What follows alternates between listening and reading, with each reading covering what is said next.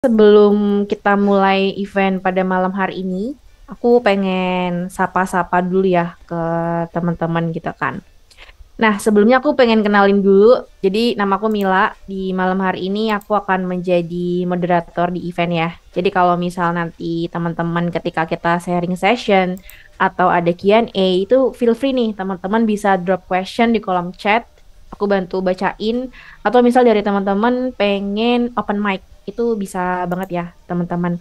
Nah, sebelum kita mulai, aku pengen nanya-nanya dulu nih ke teman-teman. Boleh di-mention ya, boleh diketik di kolom chat. Teman-teman asalnya dari mana nih? Apakah dari Jakarta kah? Oke. Oke. Cukup banyak ya. Oke, baik. Oke, ada dari Bali juga ya. Oke, oke, oke.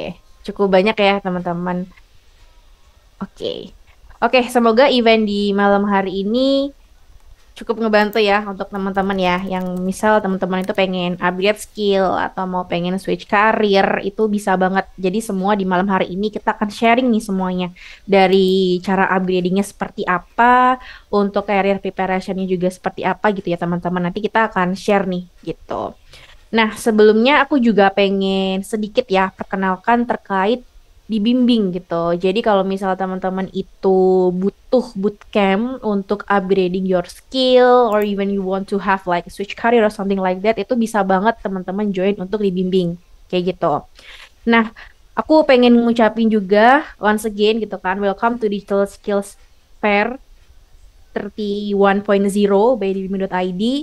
Seperti tadi aku share, aku infoin malam hari ini kita lebih ke sharing session ya. Jadi akan ada beberapa mentor atau speaker yang akan share terkait materi. Kemudian kita langsung akan ada sharing sessionnya atau Q&A. Kayak gitu. Nah, pada event di malam hari ini adalah hari pertama untuk Digital Skill Fair. Hari ini akan ada 5 agenda. Yang pertama itu akan ada pembukaan kegiatan. Jadi tadi aku udah opening. Kemudian juga akan ada presentasi materi. Nanti juga akan ada special guest pada malam hari ini. Kemudian kita akan ada Q&A session. Jadi akan ada sharing-sharing gitu. Dan nanti kita juga akan ada special guest. Ada dua nanti teman-teman. Ada dari alumni di Bimbing, dia akan sharing ke kita. Kemudian satu lagi juga dari hiring partner ya. Pasti kan teman-teman pengen nanya nih proses untuk bisa dapat pekerjaan itu akan seperti apa. Dan di akhir nanti kita akan ada penutupan gitu. Nah, nggak usah lama-lama, kita langsung ke speaker yang pertama kita yaitu Kak Tri Utami atau biasa kita panggil Kak Tri ya. Jadi Kak Tri ini tuh adalah Learning Design Manager dari Dibimbing. Nanti kalau misal teman-teman pengen ngobrol semuanya terkait materi apapun itu yang relate dengan bootcamp misal itu boleh banget langsung ke Kak Tri Utami ini gitu. Oke, kita langsung sapa aja ke Kak Tri Utami ya. Halo Halo, Kak. malam Kamila. Oke, malam. Gimana nih Kak kabarnya hari ini? Alhamdulillah baik. Ini ada 400 orang ya malam ini. Luar biasa. Oke, mungkin teman-teman udah nggak sabar nih ya. Mungkin bisa langsung perkenalan aja dan kita lanjut langsung ke sharing sessionnya aja ya Kak Tri Utami ya.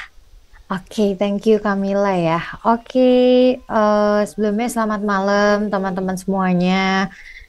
Terima kasih ya sudah hadir di malam kali ini gitu. Dan ini kan Digital Skill Fair ya yang ke-31 gitu ya. Jadi udah kebayang gitu bahwa 31 kali DSF ini dijalanin gitu ya. Dan ini aku coba langsung share screen kali ya. Oke. Nah, sebelumnya mungkin aku pengen tanya nih, ini asalnya dari mana teman-teman? Tadi udah di absen ya sama Kamila juga ya. Udah ada beberapa ya dari Oke, Batam, Bali. Oke. Oke, mantap. Oke, lumayan ini ya. Beda-beda ya daerahnya ya. Oke, nah ini nanti sejam ke depan akan bareng sama aku ya. Hopefully sih di 20.00 udah beres sama aku gitu ya. Jadi mungkin kalau misal mau disiapin catatannya gitu ya, mau di notes juga nih gitu. Kira-kira udah mau berencana untuk berkarir di digital skill yang mana gitu ya. Boleh banget nih mungkin buat di notes juga gitu ya. Nah, di sini mungkin kenalan dulu, tadi udah dikenalin sedikit sama Kamila gitu. Jadi mungkin biasa aku dipanggil namanya Tami gitu ya, dan aku adalah Learning Design Manager dari Dibimbing. Dan memang fokusnya itu kalau teman-teman tahu gitu ya, silabus dari atau kurikulumnya Dibimbing gitu ya, semuanya itu dari tim Learning Design. Learning design yang nyusun kurikulumnya gitu ya, dan aku sebagai learning design manajernya di sini, jadi memang sudah memake sure nih silabus yang dibuat itu memang sesuai dengan standar company gitu ya, dan memang sudah sesuai dengan tren industri saat ini. Nanti aku akan bawain juga beberapa data yang memang menunjang gitu ya, buat teman-teman itu eh tahu gitu ya bahwa yang memang lagi dibutuhin itu role apa aja sih gitu. Dan silabusnya pun sudah kita sesuaikan gitu ya dengan requirement-requirement yang dibutuhin sama perusahaan kayak gitu. Nah, mungkin kalau teman-teman mau connect juga silahkan buat connect ke LinkedIn aku gitu ya, dan mungkin boleh kalau misal mau di notes emailku juga gitu ya, in case mungkin ada pertanyaan-pertanyaan juga yang masih mau ditanyain gitu. Oke. Nah, ini aku langsung berangkat gitu ya. Kenapa bisa ada bootcamp? Kenapa bisa ada role-role ini muncul gitu ya. Karena kita pengen berangkat dari permasalahan gitu, supaya kita bisa menghasilkan solusi yang bisa menjawab permasalahannya gitu kan ya. Nah, kita akan berangkat dulu nih dari permasalahan industri yang memang sering terjadi gitu ya saat ini gitu. Dan kenapa bootcamp ini muncul? Karena tentunya ada permasalahan itu juga gitu. Nah, kalau kita lihat permasalahan industri gitu ya, itu tuh mungkin kalian sadar lah gitu, teman-teman juga sadar di sini gitu ya, bahwa mungkin ada teman-teman yang fresh graduate gitu ya, atau mungkin masih mahasiswa, atau mungkin ada yang lulusan SMA atau SMK juga yang sedang mencari kerja gitu. Nah, ternyata Indonesia itu sangat banyak ya penganggurannya gitu. Jadi sangat tinggi gitu tingkat pengangguran di Indonesia gitu. Bahkan data yang mungkin ku dapetin gitu ya dari sebelum COVID sampai sekarang selesai COVID, tingkat pengangguran itu masih tinggi gitu. Dan mungkin teman-teman juga sadar gitu ya bahwa untuk mencari suatu pekerjaan, untuk mendaftar atau apply suatu pekerjaan itu susah banget gitu kan. Kayak nggak gampang gitu buat kita tuh lolos sampai ke tahapan interview deh gitu. Itu kan juga susah ya gitu, karena ada part screening CV-nya dulu gitu kan, dan itu dilihat dari pengalamannya juga gitu. Nah, makanya gitu mungkin dari situ juga tingkat pengangguran tinggi gitu ya. Nah, ini aku bahkan ngambil berdasarkan angka nih gitu. Terus kemudian kalau misal dilihat yang kolom kanan ya di sini gitu.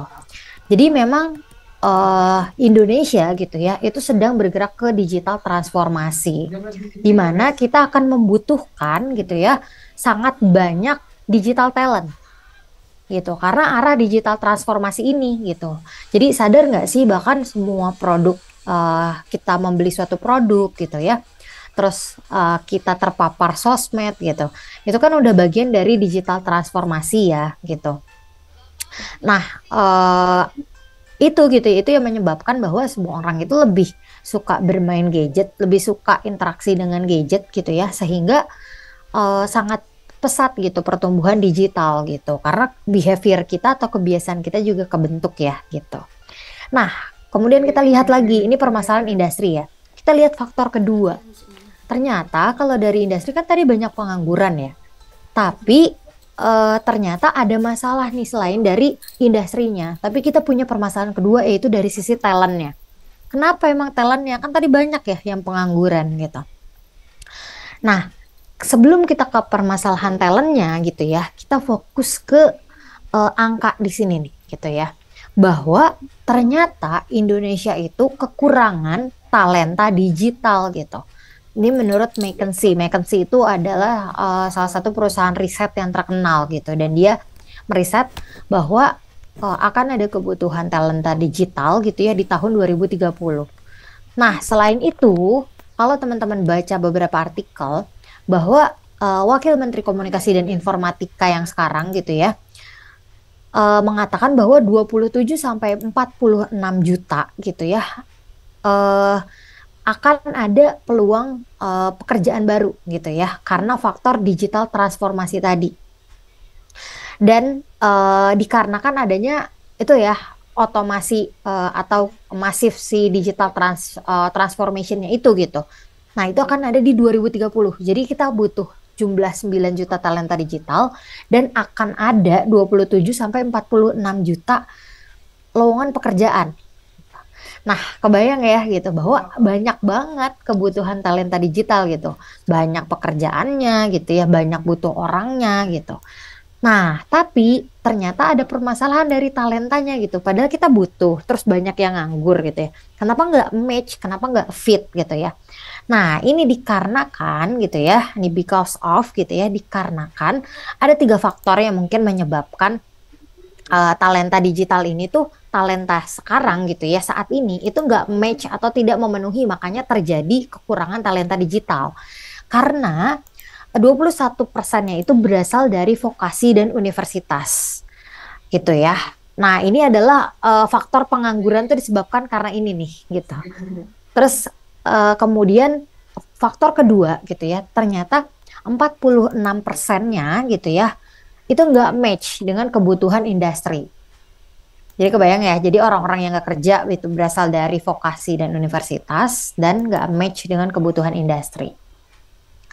Dan yang terakhir, 42 juta lulusan dari high school gitu ya, atau SMA ataupun universitas setiap tahunnya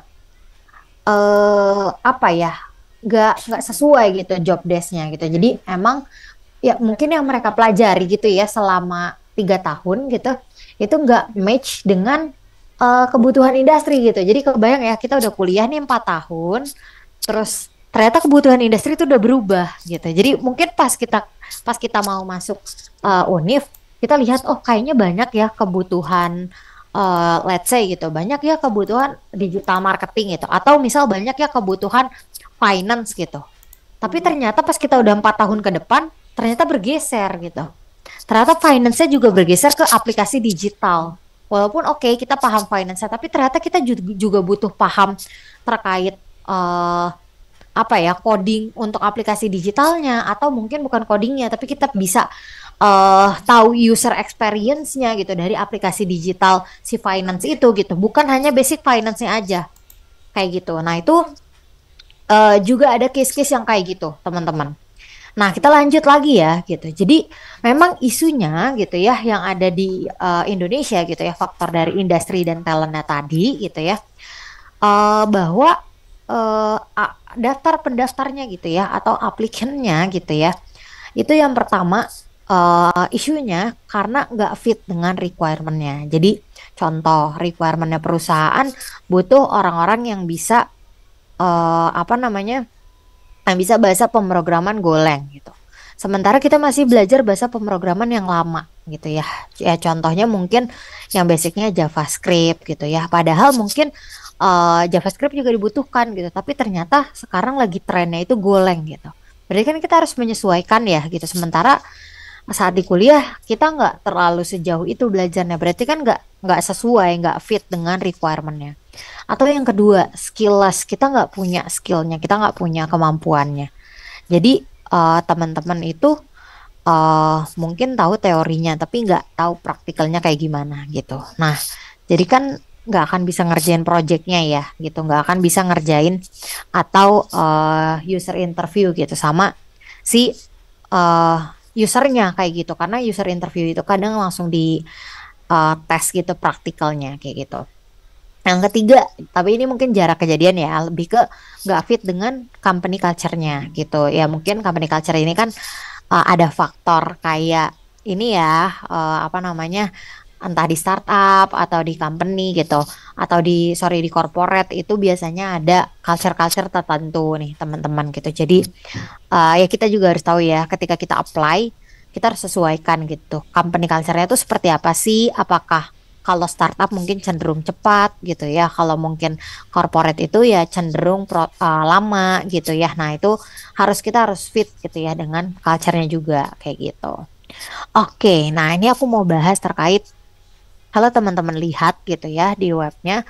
Ini aku cantumin gitu ya. Ada top 10 nih high in demand skill di Indonesia tahun 2023. Nah, mungkin nih lebih ke tahun 2003 yang akhir ya gitu. Jadi sebenarnya ini cukup update juga dan masih update sih gitu seharusnya gitu. Nah, ini ada top 10 ya gitu. Ada project management, artificial intelligence atau AI ya kita nyebutnya.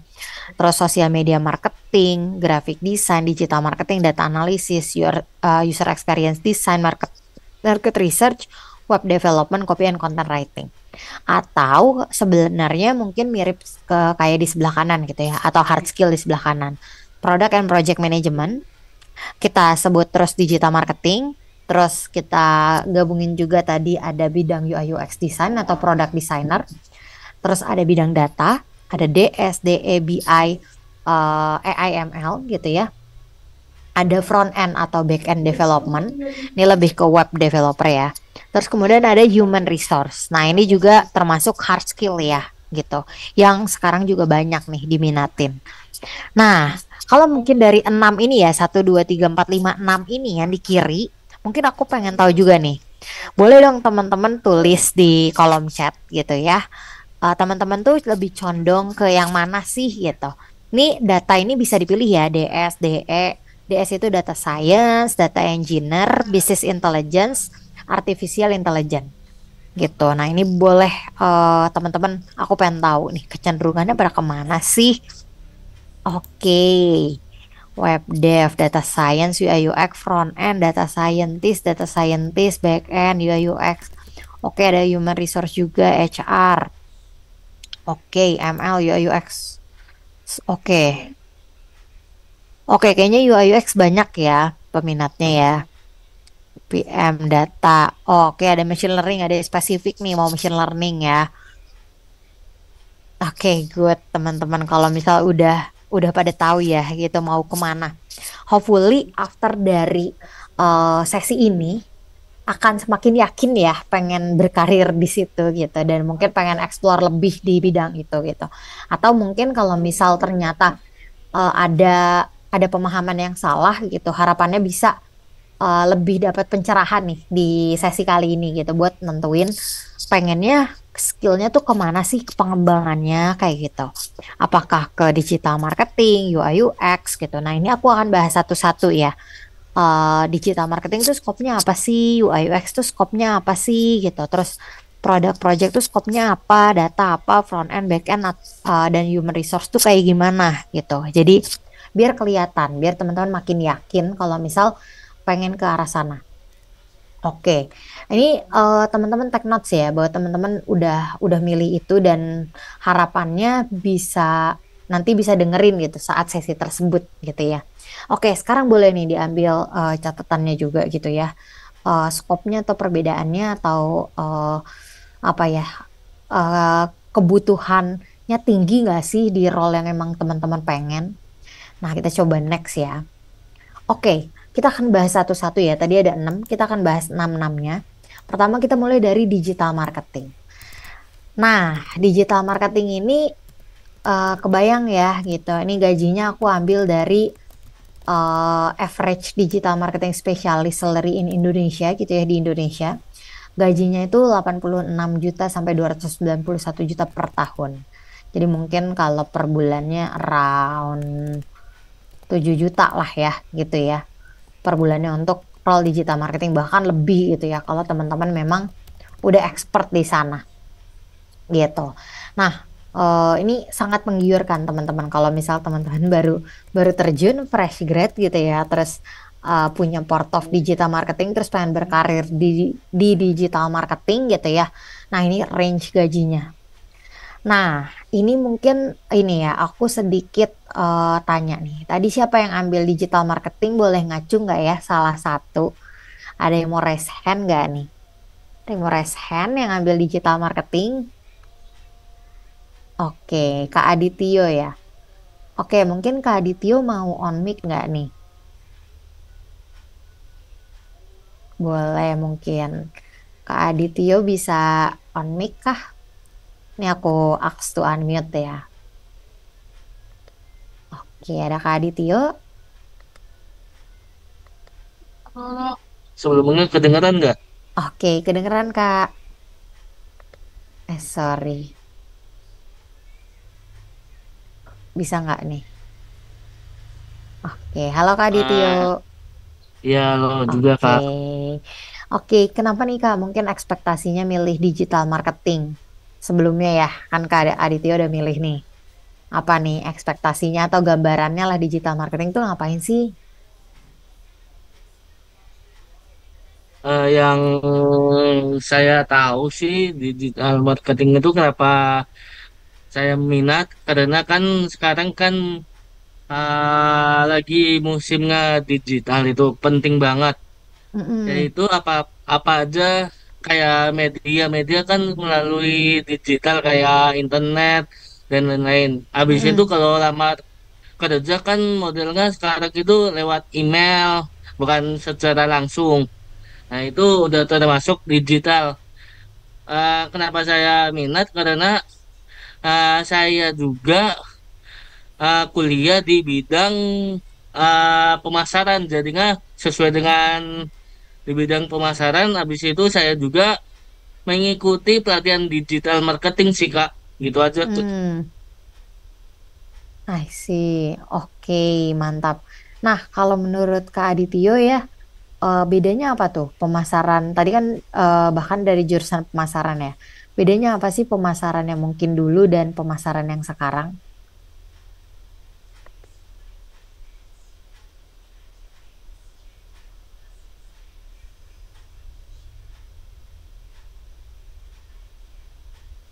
Oke, bisa jawab nggak nih Kak Adityo? Ini udah ada clue-nya dari gambar aku nih. Apa tuh Kak Oke, baik. bedanya?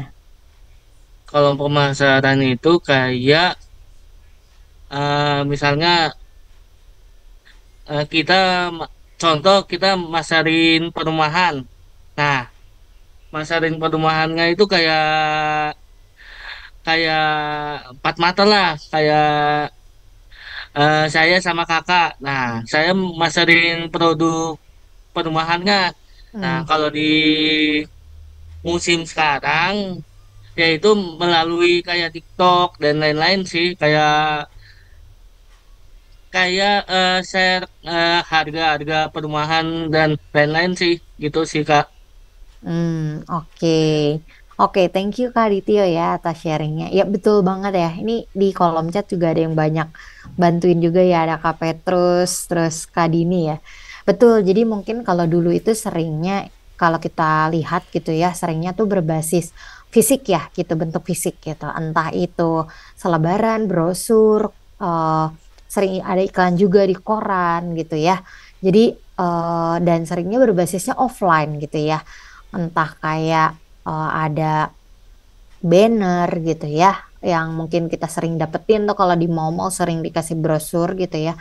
Nah, kalau sekarang itu dibanding uangnya dihabiskan untuk ngasih brosur atau mungkin bikin kasih selebaran gitu ya atau mungkin nempel di koran yang mungkin pembacanya juga sekarang minim gitu ya. Sekarang kita mending pakainya ya digital gitu karena sekarang orang banyak menghabiskan waktu kan kurang lebih paling banyaknya itu digital ya, megang handphone ya gitu. Jadi kalau misalnya kita gabut, kita ngapain megang handphone gitu. Dan kita sering banget tuh ngelihat iklan-iklan yang suka lewat gitu. Bahkan kita buka Google gitu ya, itu ada Google Ads gitu ya. Atau iklan di Google lah gitu. Nah, terus kemudian kita buka Instagram gitu ya, sosial media atau TikTok.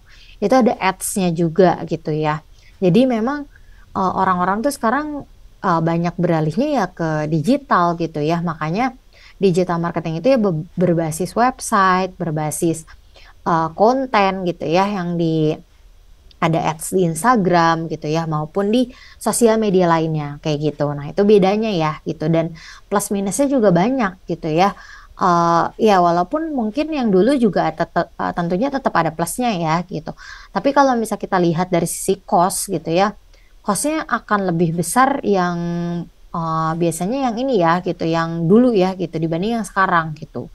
Mungkin kalau yang sekarang kita akan habis uangnya ketika memang banyak yang lihat iklan kita atau banyak yang ngeklik iklan kita gitu.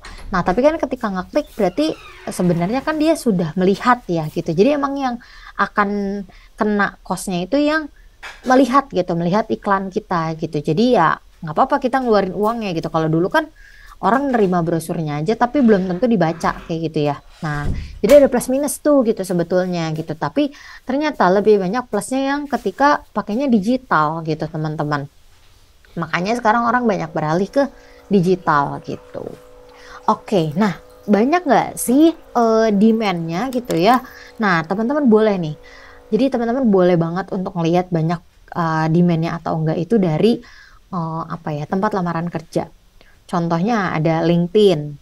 Ini LinkedIn kan tempat apply kerja ya. Terus ada Jobstreet, ada Glints gitu ya. Itu boleh dilihat. Tapi yang paling banyak di apa namanya ditinjau gitu ya, yang paling banyak tempat mencari kerja itu di LinkedIn dan di Jobstreet. Nah, ini kalau misal dilihat nih angkanya yang mana yang ini nih 1966 result atau berarti ada lowongan sebanyak 1966 di digital marketing di Indonesia. Ini aku cek di bulan lalu ya gitu. Harusnya sih nggak beda jauh ya. Teman-teman kalau misal mau lihat update-nya, cek aja gitu ya. Coba cek gitu ya. Apakah memang masih sebanyak itu gitu ya lowongannya gitu ya. Apakah aku masih worth it nggak ya belajar ini gitu untuk sekarang gitu. Masih banyak nggak sih demand-nya gitu. Nah itu boleh tuh dicek tuh. Jadi nanti bisa ya gitu untuk cari tahu lagi gitu kalau misalnya teman-teman minat ke digital marketing. Oke, nah ini aku coba lanjut ke yang kedua ya. Nah, sorry, sebelum ke sana gitu ya, ternyata digital marketing itu banyak teman-teman. Jadi banyak ininya juga ya gitu, skop-skopnya teman-teman tuh mau berkarir di digital marketing apa. Karena digital marketing itu sangat luas gitu ya. Tapi yang akan kita pelajari di bootcamp sebetulnya akan full stack sih teman-teman. Jadi semuanya tuh akan dipelajarin gitu. Cuma memang teman-teman nanti ada penjurusan pengen fokusnya kemana gitu. Ada SEO, Search Engine Optimization. Nah ini yang mungkin teman-teman sering dengar juga nih SEO, e-commerce atau marketplace tadi ya gitu. Kayak Shopee, Tokopedia gitu ya. Nah itu akan diajarin juga. Terus email marketing kayak Mailchimp gitu ya. Itu juga akan diajarin. Jadi digital advertising tadi yang ads gitu yang aku nyebut iklan-iklan di Facebook, di Instagram gitu ya, di TikTok, di Twitter, itu semua akan diajarin gitu ya. Gimana cara beriklan di sosmed-sosmed itu gitu. Nah, itu banyak ya, banyak skopnya. Jadi teman-teman boleh digital marketing tapi mungkin juga bisa lebih dalam nih digital marketingnya mau fokus di mana, kayak gitu ya.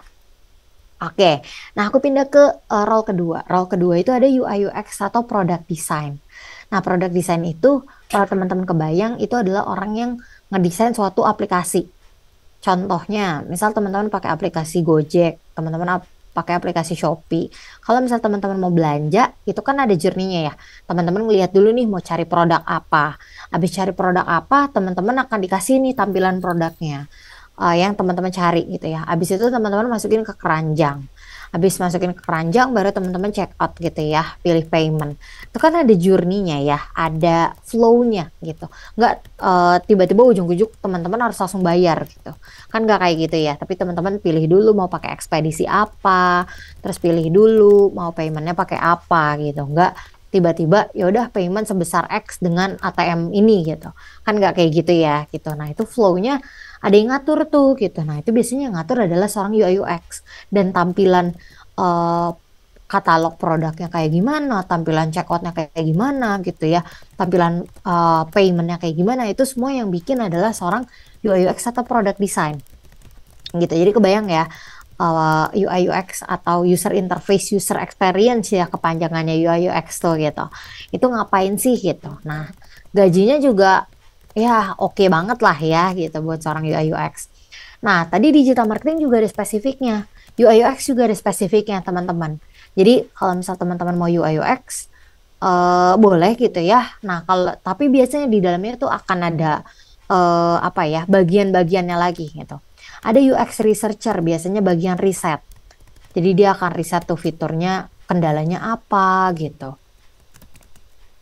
Terus kemudian nanti cara risetnya kayak gimana gitu ya.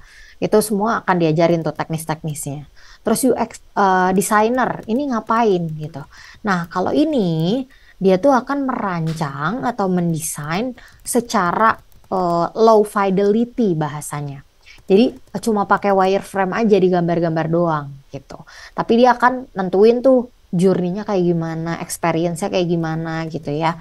Terus baru nanti ada orang yang desainnya atau tampilan UI desainernya gitu ya. Jadi dia yang akan mendesain dari UX designer ini. Nah, kemudian ada UX writer. Kalau UX writer itu yang fokusnya adalah bikin kata-kata atau bikin biasanya nih ya, kalau misal kita gagal nih login gitu. Nah, entah gagal login itu kan ada banyak ya faktornya. Entah kita salah di passwordnya atau email kita nggak valid gitu. Nah, itu kan ada notification-nya ya, atau ada pemberitahuannya kita harus ngapain. Misal, passwordnya salah, berarti kan kita harus masukin password yang benar ya. Nah, itu kan ada instruksinya. Instruksinya itu yang bikin si UX writer. Karena kan emang partnya menulis ya, gitu. Jadi dia harus bikin kata-kata tuh yang mudah gitu dipahami sama orang, gitu. Nah, itu role-nya si UX writer. Jadi memang UI UX design itu cukup luas juga gitu. Mau jadi role yang mana gitu, itu bisa ada lagi gitu ya di dalam-dalamnya. Tapi mungkin kalau apa ya, company-nya kecil gitu ya atau perusahaannya kecil, masih kecil, biasanya UI UX design itu dikerjakan sama satu orang kayak gitu. Jadi nggak perlu banyak orang role kayak gini ya gitu, karena ya dia satu orang aja cukup gitu buat handle end to end-nya. Dia yang riset, terus dia yang desain, terus dia juga yang jadi UX writer-nya kayak gitu. Nah, cuma kalau UX engineer biasanya cenderungnya adalah orang tech ya gitu. Jadi dia yang dari sisi tech-nya gitu karena kan engineer.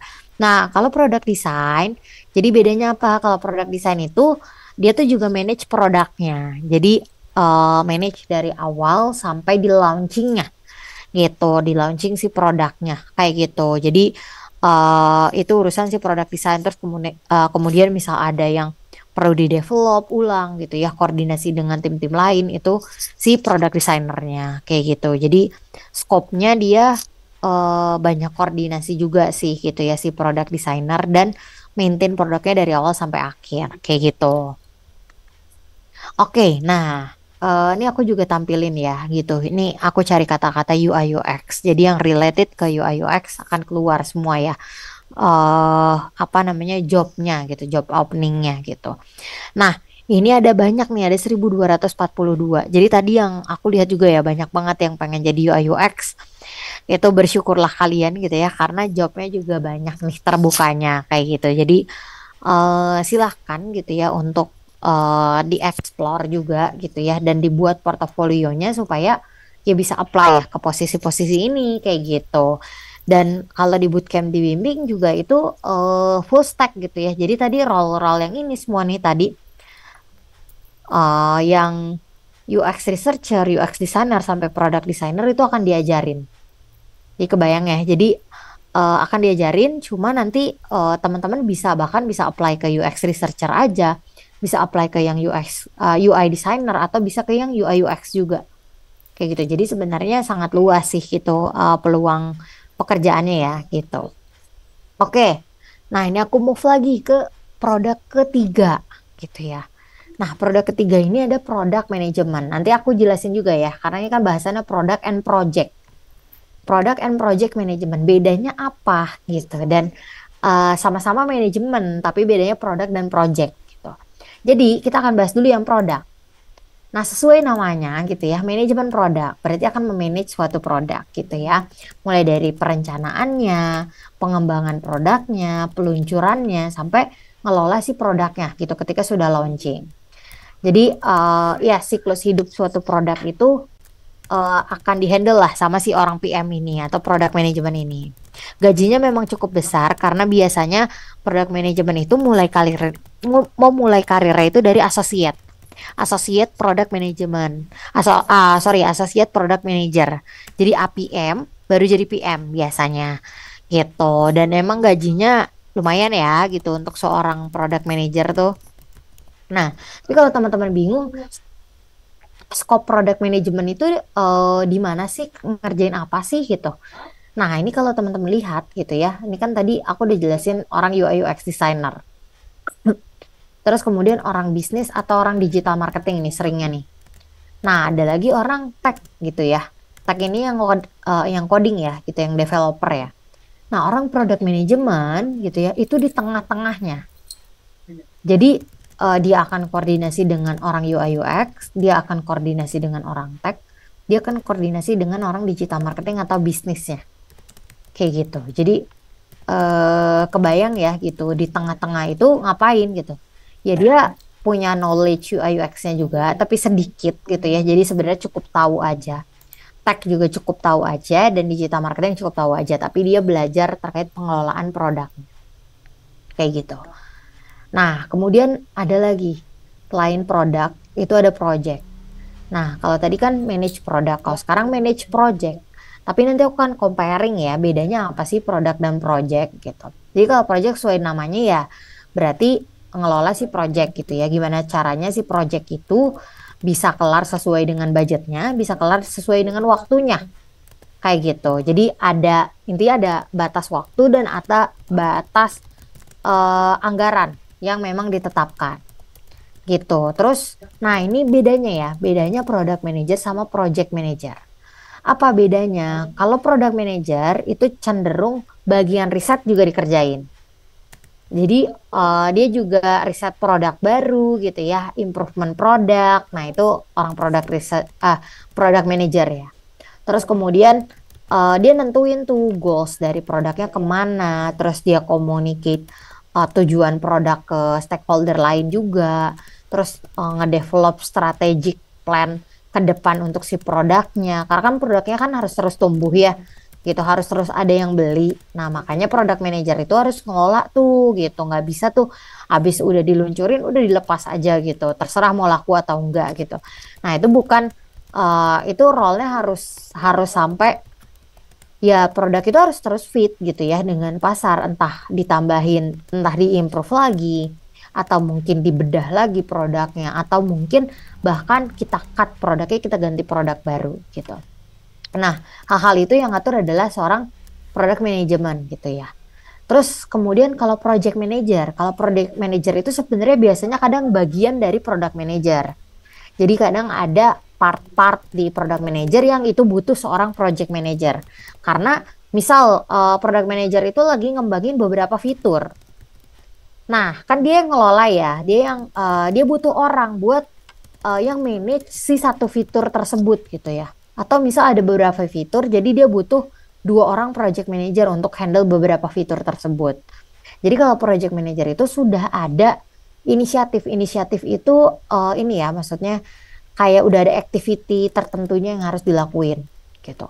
Terus ada timelinenya juga. Terus menyesuaikan dari resource atau sumber daya yang dia punya, atau sumber daya uang, sumber daya manusianya juga gitu ya. Dan biasanya dia akan ya monitoring keberjalanan atau pengerjaan si projectnya gitu. Karena kan ada target waktunya ya gitu. Jadi ya harus kelar gitu si projectnya gitu. Kalau udah kelar project satu, dia akan cenderung ke project yang kedua. Kalau produk enggak, dia tetap aja handle si produk satu itu gitu. Nggak akan pindah-pindah produk kayak gitu. Oke, nah ini aku coba cari dua-duanya ya gitu. Produk dan project. Ternyata mungkin nggak beda jauh ya demand-nya juga gitu. Ada di 250-an untuk produk dan project. Jadi sebenarnya banyak ya gitu, banyak juga gitu peminatnya gitu, dan banyak juga company yang nyari karena setiap perusahaan pasti punya produk ya gitu. Nah, setiap produk pasti butuh seorang product management atau product manager gitu ya. Jadi emang butuh orang yang manage produknya dong gitu. Nggak mungkin dong nggak ada orang produknya gitu. Dia jualan apa kalau nggak ada produk? Bahkan sesimpel produk yang sifatnya service atau jasa gitu ya, itu juga harus ada product manajernya gitu. Jadi setiap perusahaan pasti butuh itu gitu ya. Dan kebayang ya berapa banyak perusahaan yang ada di Indonesia gitu, dan ya semua perusahaan butuh itu gitu. Apalagi mungkin perusahaan yang baru berdiri gitu ya, sehingga akan banyak job-job baru lagi gitu untuk di posisi ini kayak gitu. Oke, nah aku lanjut lagi ya. Ini role keempat, ada data. Nah, data science ini sebenarnya aku bahasnya data gitu ya. Nah, tapi data itu akan kebagi. Ada data science, nah ini ada role data lainnya ya. Itu ada data engineer, ada business intelligence, ada AI ML engineer. Nah, ini skop-skop yang kalau misal mungkin teman-teman lihat gitu ya, data itu kan penggabungan dari programming, penggabungan dari matematik dan algoritma, sama ada domain knowledge ya gitu. Nah, di tengah-tengahnya itu adalah orang data gitu. Jadi kebayang ya, jadi ada part ngodingnya juga, ada part ngitung-ngitungnya juga gitu ya, dan ada domain knowledge-nya. Biasanya domain knowledge ini entah domain knowledge bisnisnya atau domain knowledge tergantung gitu ya. Misal dia data analytics untuk case-nya data-data HR, ya berarti dia harus punya knowledge KPI HR juga kayak gitu. Kebayang ya. Jadi cuma nggak deep gitu ya. Dia cuma butuh knowledge overview aja gitu untuk dia tahu data apa yang mau ditampilin, data apa yang mau diolah kayak gitu. Nah, di sini gitu ya, memang role-nya data science itu biasanya nganalisis data. Jadi makanya di dalam data science itu juga belajar terkait analisis data gitu ya. Mungkin kita juga sering lihat sih, orang data science itu biasanya bisa juga jadi role data analis gitu. Karena memang data analis itu kan visualisasi data. Itu juga harus dipunya sama seorang data science kayak gitu. Nah, data science scope-nya lebih luas karena dia ada tambahan. Dia biasanya ada belajar machine learning-nya juga atau pemodelannya juga gitu. Jadi data science itu ya ada ngebangun model machine learning-nya juga gitu ya. Nah, tapi bedanya apa sama data engineer, business intelligence sama AI/ML engineer? Nah, ini kalau teman-teman sudah spesifik nih ya, mau ke data engineer, BI atau AI/ML, berarti teman-teman sudah tahu bedanya apa. Kalau data engineer itu biasanya tuh ngelola si database-nya. Jadi database itu kan data itu kan banyak banget ya. Nah, yang akan ngelola jadi pipeline data yang akan nanti datanya itu dipakai sama orang data scientist, orang BI dan orang ML engineer itu diolah dulu datanya gitu ya. Sama sih data engineer. Jadi biasanya data engineer itu adalah role pertama biasanya gitu karena dia itu cenderung ngelola sih data-data yang kotor tadi gitu. Jadi dia akan bersihin, akan bikin pipeline datanya gitu ya. Baru nanti data-data itu akan masuk ke data scientist, BI ataupun AI/ML gitu. Nah, kalau kalau BI itu biasanya cenderung ada sisi bisnisnya ya gitu. Jadi dia akan ngambil keputusan bisnis dan akan banyak case-case bisnisnya juga kayak gitu. Terus kalau AI/ML engineer dia lebih dalam lagi ya bikin pemodelannya. Karena kan ada part of AI-nya juga gitu ya. Jadi memang lebih dalam gitu dan ya cenderung lebih sulit gitu karena memang lebih deep lagi kayak gitu. Oke, nah ini mungkin framing yang sering teman-teman tahu nih bahwa orang data scientist itu harus inget code-nya gitu, harus inget codingnya. Jadi, oh aku mau ngoding ini, aku hafalin codingannya gitu. Jadi harus ingat gitu. Terus harus ingat juga formulanya. Terus kemudian tahu semua librariesnya yang harus diinstal. Nah, itu semua salah ya, teman-teman. Ini mindset yang salah. Kenapa? Karena sebenarnya yang dilakuin sama orang data itu adalah googling. Jadi mereka tuh sesimpel nge-googling gitu ya, sintaksnya itu harus kayak gimana sih gitu. Karena sebenarnya teman-teman bisa dapetin di Google. Kalau teman-teman tahu cara Google-nya tuh dengan benar. Karena udah pasti, karena nggak mungkin orang-orang coding itu ngapalin codingannya gitu ya. Orang-orang data scientist juga kalau misal ngoding, dia nggak bikin codingan sendiri. Dia biasanya kopas, terus nanti ganti-ganti doang gitu. Disesuaikan gitu. Nah, tapi kan mengkopas dan mencari di Google kata kuncinya gimana, itu kan yang perlu kita pelajari ya. Kayak gitu. Kan nggak bisa kita sembarangan googling aja nyari codingnya gitu. Nggak akan ketemu kalau kita nggak paham konteksnya yang mau kita cari itu apa dan yang nanti yang mau kita ganti codingannya tuh bagian mana. Kayak gitu. Jadi harus tahu gitu ya cara googling secara efektif gitu ya itu kayak gimana. Jadi ini orang programming ya itu lebih besar codingnya dibanding dia nulis writing code-nya gitu. Jadi bukan bukan permasalahan harus ngapalin ya gitu. Gitu. Terus demand dan jobnya juga banyak banget ya di data scientist. Nah, ini ada 300. Jadi kalau teman-teman data scientist or data analis gitu ya. Nah, itu role-nya kurang lebih 1.300-an nih. Gitu. Nah, ini dua terakhir gitu ya mau bahas ada web developer. Nah, web developer akan kebagi ya jadi front end dan back end. Kalau front end itu biasanya tampilan depan yang kita lihat gitu ya. Misal di website tampilan depannya yang sudah di coding gitu ya. Terus back end itu orang yang ngoding di balik layarnya lah gitu, yang bikin sistem-sistemnya lah gitu. Nah, ini juga sedikit fun fact ya terkait web developer, bahwa memang web developer itu diperkirakan akan lebih cenderung meningkat dibanding pekerjaan lainnya gitu. Kenapa? Karena ya memang kebutuhannya banyak gitu ya. Terus ya emang gak gampang juga ya buat ngoding gitu ya. Jadi ya gajinya juga bisa dilihat ya cukup ya paling besar lah di antara digital skill lainnya gitu. Oke, nah ini role terakhir yang mau aku bahas terkait human resource. Nah, human resource juga tadi aku lihat banyak peminatnya ya gitu, bahwa memang human resource ini fokusnya adalah mengelola sumber daya manusia gitu. Dan fokusnya memang di perekrutan, ngerekrut apa ya, orang gitu ya untuk di suatu company, terus pengembangan skill karyawannya, pelatihan, kompensasi gitu ya. Dan intinya adalah untuk menunjang pertumbuhan si perusahaan atau organisasi tersebut. Terus demand-nya gimana? Demand-nya juga banyak gitu ya. Ini nggak pernah nggak ada gitu ya. Ini ada 220 untuk demand HR. Jadi ya akan terus banyak gitu demand-nya ya. Jadi kebayang nih teman-teman, mungkin kalau misal emang pengen apa namanya ke HR gitu ya, itu juga bisa gitu. Jadi bisa banget gitu ya, karena memang banyak juga untuk job vacancy-nya gitu ya. Oke, nah ini mau aku sampaikan bahwa 6 skill tadi gitu ya, atau ini data kan ada banyak cabangnya ya gitu. Itu tuh teman-teman harus bisa ini ya, lebih dalam lagi nanti di day selanjutnya. Karena kan itu nanti akan spesifik ya gitu. Teman-teman akan di encourage untuk bikin portofolio gitu. Jadi selama 10 hari ke depan, sorry 9 hari ke depan gitu ya. Itu tujuannya memang untuk ngebuat teman-teman itu bikin portofolio gitu. Dan memang untuk memulai karirnya teman-teman nih di dunia digital skill dan profesional gitu. Kalau teman-teman juga tahu bahwa banyak banget loh alumni-alumni di bimbing juga yang memang dia switching karir dan nggak relate gitu dari jurusannya gitu. Karena memang kenapa? Karena silabus yang dibuat itu akan dari beginner.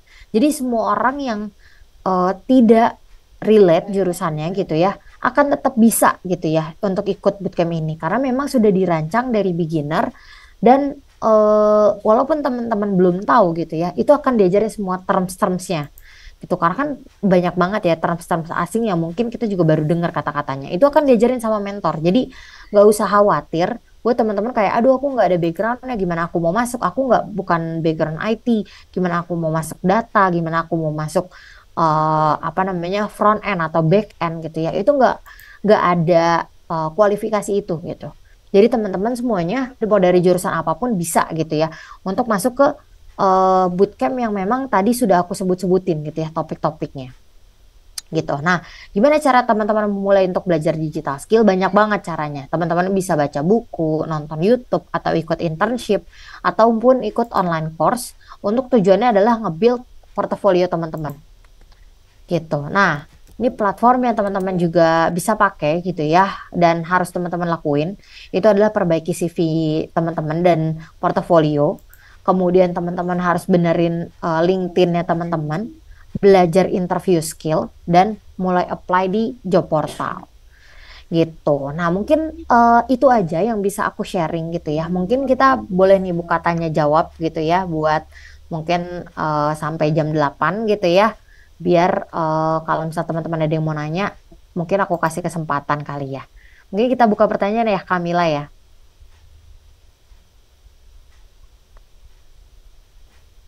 Oke. Nah, untuk teman-teman nih yang pengen nanya-nanya ya, boleh open mic atau mungkin bisa drop di kolom chat pertanyaannya. Nanti aku akan bantu jawab gitu ya, teman-teman ya.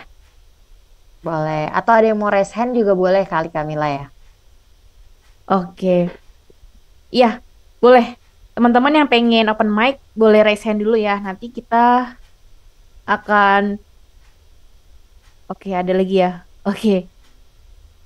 Oke, Atau boleh nih kalau kalau ada misal... yang mau raise hand ya.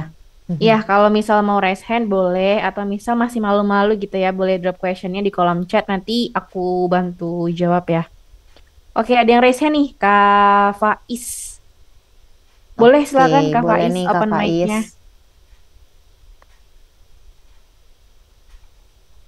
Oh, Assalamualaikum Kak, selamat malam. malam. Gimana Kak Faiz? Mau Baik, nanya apa? alhamdulillah. Ini mau nanya Kak, kan tadi samian jenengan bahas tentang web developer kan ada front end sama back end kan. Dan saya kemarin juga minat di front end sama apa di web developer bagian front end. Cuman kan tadi yang Kakak jelasin yang di bidang front end itu kurang detail gitu loh Kak. Di front end itu apa aja ya Kak biasanya yang dikerjain gitu. Terima kasih. Oke, Kak Faiz. Ya, betul. Tadi aku agak kurang detail ya, gitu. Karena ya mungkin waktu kita terbatas gitu ya. Jadi aku nggak bisa jelasin detail. Tapi nanti Kak Faiz boleh ikut yang di selanjutnya ya, gitu. Untuk yang di front end gitu ya. Nah, jadi kalau front end itu ngapain gitu ya. Jadi sesimpel kalau Kak Faiz lihat website. Nah, itu website itu ada yang memang berbasis codingan gitu. Nah, untuk seorang front end biasanya dia tuh ngoding untuk menghasilkan suatu tampilan-tampilan atau user interface di websitenya itu gitu Kak. Jadi kelihatan gitu bentuknya gitu hasil codingannya. Kalau backend itu nggak kelihatan karena dia lebih ke ngebuat sistemnya kayak gitu. Nah terus akan pakai bahasa apa aja? Akan banyak Kak nanti bahasanya gitu ya di front end. Itu ada yang pakai React gitu. React itu adalah salah satu framework ya gitu. Terus ada juga pakai HTML, CSS biasanya. Nah itu sering banget tuh disebut tuh yaitu rata-rata semua lowongan front end itu pasti harus bisa HTML, CSS, Kak Faiz. Gitu. Terus pakai bahasa JavaScript, Kak Faiz. Nah, JavaScript itu apa? Itu tuh bahasa pemrograman basic gitu ya, yang memang biasanya general banyak dipakai sama semua perusahaan sih, pakai JavaScript rata-rata gitu. Nah, kurang lebih itu sih Kak Faiz ya rata-rata gitu. Dan nanti akan belajar deployment juga. Deployment tuh sampai apa? Sampai kayak bisa jadi website-nya tuh sampai launching gitu, sampai bisa dilihat gitu sama orang gitu. Nah, itu akan skopnya tuh belajar itu Kak Faiz gitu. Gitu. Terima kasih Kak. Oke, mungkin kita lanjut ya Kamila ya ke Audia ya. Oke, silakan Kak Audia boleh open mic-nya.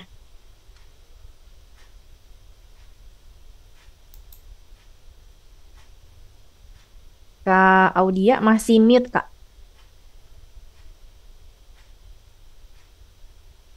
Oh, Oh, oh oke, silakan Kak.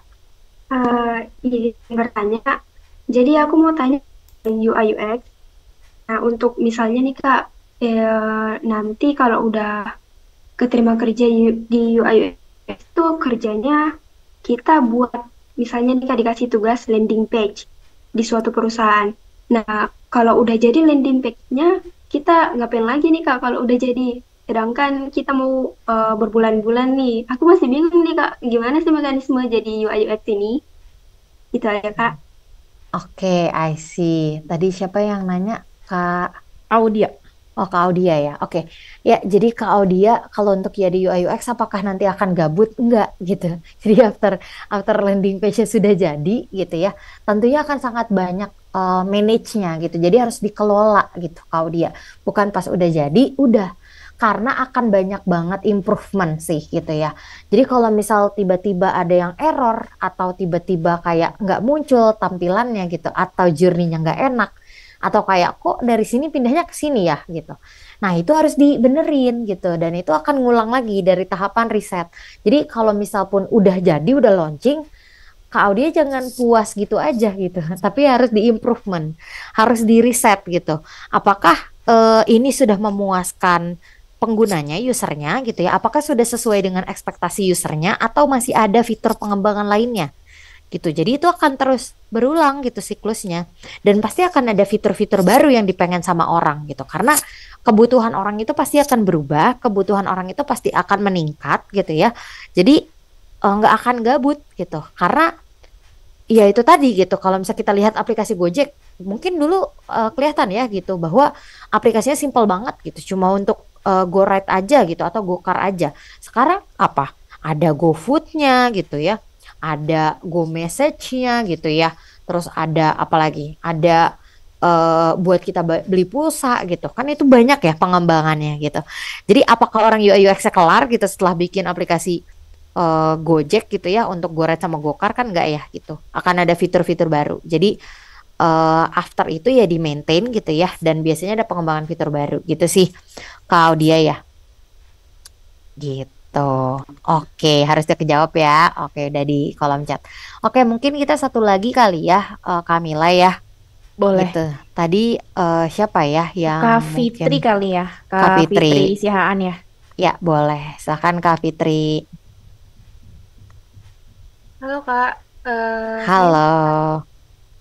untuk memulai karir di bidang project manager itu untuk kebutuhan industri di Indonesia itu bagaimana Kak ya Kak? Apakah harus dimulai dari seorang yang teknis atau bagaimana? Oke. Untuk memulai di product manager ya, Kak Fitri. Jadi sebenarnya biasanya tahapan untuk product manager itu ke associate dulu, Kak Fitri. Jadi ada namanya role associate product manager gitu. Terus baru biasanya after dari associate baru ke product manajernya gitu. Karena biasanya untuk jadi product manager itu harus ada experience dulu gitu. Nah, experience itu jadi associate. Associate itu yang nempelin si product manajernya. Jadi kayak asistennya lah gitu, asisten product manajernya. Nah, hal yang harus dipelajari tentunya Kak Fitri harus punya knowledge dari sisi bisnisnya juga. Kak Fitri harus punya knowledge dari sisi UI UX-nya juga, tapi bukan deep ya, nggak harus deep ya, tapi tahu aja gitu gimana basicnya gitu ngerjainnya. Karena bisa jadi product manager juga yang akan ngerjain gitu, bikin si wireframe-nya atau bikin desain-desainnya simpelnya itu juga bisa aja product manager yang harus ngerjain. Jadi punya keterampilan itu gitu. Terus biasanya punya pemahaman terkait IT-nya atau tech-nya. Jadi gimana cara pengembangan produk tech gitu ya, produk aplikasi tech gitu ya. Contoh, misal Kak Fitri mau buat aplikasi finance gitu. Contoh, tahu Flip kan ya gitu. Kita semua tahu Flip lah ya untuk transfer gratis ya gitu. Itu harus tahu gitu. Apa namanya? At least harus tahu journey-nya kayak gimana ketika menggunakan aplikasi tersebut gitu. Terus kemudian fitur-fiturnya tuh ada apa aja kayak gitu. Karena itu nanti akan dikembangin sama orang tech-nya gitu. Jadi Kak Fitri harus tahu journey-nya kayak gimana. Terus kemudian dari sisi bisnis itu tujuan produknya itu apa gitu ya.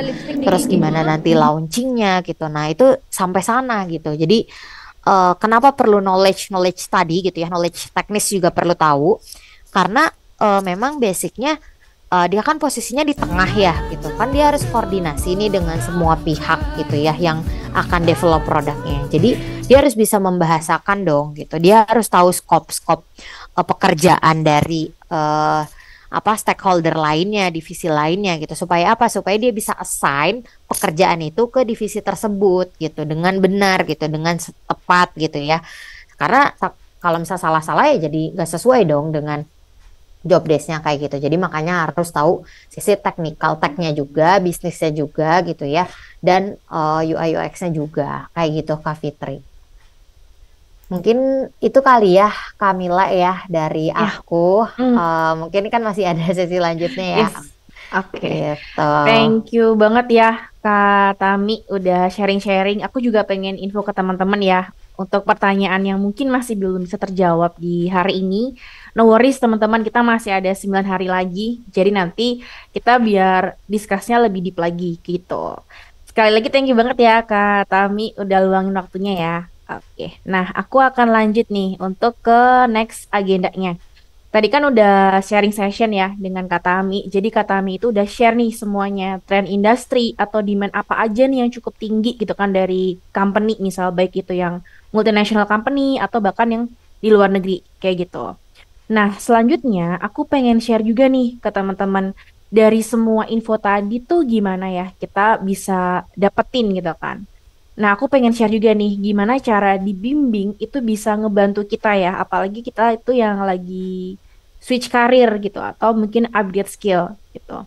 Nah, berdasarkan dari data kita, dibimbing itu udah membantu lebih dari 1.200-an nih karir shifter. Jadi benar-benar dari yang tidak ada background sama sekali di IT, mereka sekarang bisa nih berkarir di bidang IT. Nah, caranya gimana? Cara yang pertama adalah tentunya kita harus upgrade skill ya dengan belajar online di akhir pekan gitu. Jadi kalau misal nih teman-teman di weekdays-nya gitu ya hari Senin sampai Jumat ada yang masih kerja atau mungkin masih kuliah, itu tuh bisa banget ada waktu belajar di weekend kayak gitu. Terus kita itu juga akan kasih dukungan LMS atau Learning Management System. Jadi ini adalah akun pembelajaran. Jadi setiap student ya kita bilang itu akan mendapatkan satu akun pembelajaran. Jadi semua materi, rekaman kelas, tugas, itu semuanya ada di sana nih teman-teman. Dan itu semua bisa diaksesnya seumur hidup. Kayak gitu. Kemudian yang terakhir itu adalah penyaluran kerja. Jadi nanti ketika teman-teman itu udah selesai bootcamp, dari kami juga tidak hanya membantu sampai pembuatan CV sama membuat portofolio teman-teman menjadi bagus atau keren ya, tapi kita juga akan bantu nih untuk menyalurkan dan mendapatkan pekerjaan baru gitu, baik di perusahaan Indonesia, multinational company, atau perusahaan yang langsung di luar negeri. Kayak gitu ya, teman-teman. Nah, kemudian kenapa nih kita harus belajar gitu kan, dibimbing gitu. Yang pertama terkait mentor dan networking yang berkelas. Jadi dari mentor kita, networkingnya itu mereka langsung nih dari expertise ya, dari top tech companies. Jadi mereka tahu nih tren industri itu seperti apa nih kebutuhannya. Kayak misal tadi kita tertarik ke UI UX gitu kan. UI UX itu kan pasti pace-nya akan cepet kan. Kita ngikutin perkembangan juga kan. Apalagi sekarang itu trennya digitalization nih misal. Atau mungkin teman-teman itu tertariknya ke data gitu. Karena kan di kuartal terakhir ini ya, data itu demand-nya lagi tinggi banget. Apalagi yang misal di perusahaan luar negeri. Itu semuanya akan di-share. Semuanya akan dibahas oleh mentor-mentor kita. Kemudian selanjutnya terkait persiapan karir. Jadi untuk teman-teman nih yang misal belum ada pengalaman sama sekali gitu kan, switch karir, atau bahkan masih ragu nih untuk bikin CV, gimana ya biar keren gitu kan, biar dilirik oleh HR gitu misal.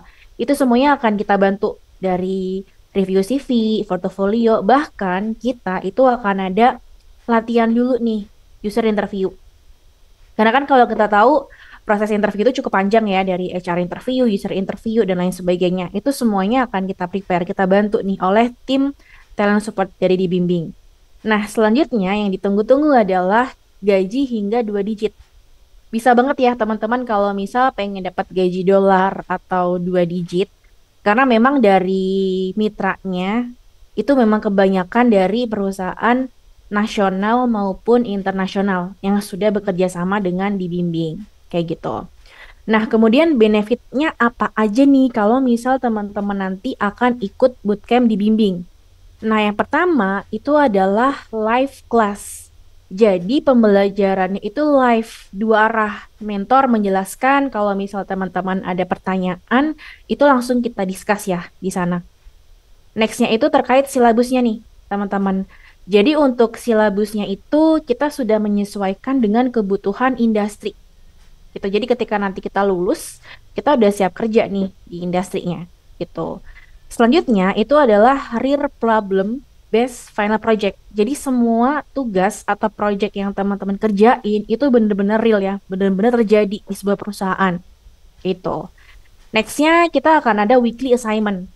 Jadi harapan kita di setiap sesi itu kita selalu paham nih. Makanya nanti kita akan ada tugasnya juga nih di sana. Kayak gitu. Kemudian selanjutnya lagi terkait career preparation ya, seperti yang tadi aku share, semuanya akan kita bantu. Terkait materinya pun lifetime, jadi bisa diaksesnya seumur hidup. Kemudian juga akan ada program graduation, penyaluran kerja ke 700 lebih hiring partners kita nih. Kemudian yang terakhir itu ada expertise community. Jadi kita akan connect nih lebih dari 37.000 nanti untuk member community-nya. Jadi untuk networking-nya akan aman ya teman-teman. Kayak gitu. Nah tadi kan aku udah share ya prosesnya seperti apa. Nah salah satu atau beberapa contoh perusahaan hiring partners kita itu ada 700-an. Ini cukup banyak ya teman-teman. Ada yang dari BUMN misal, ada yang dari corporate, ada yang dari unicorn.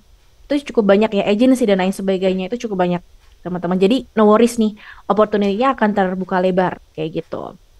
Nah, tadi kan aku udah share juga kan untuk proses pembelajarannya, stepnya seperti apa. Dari Katami pun juga udah share ya terkait trennya, demand-nya seperti apa.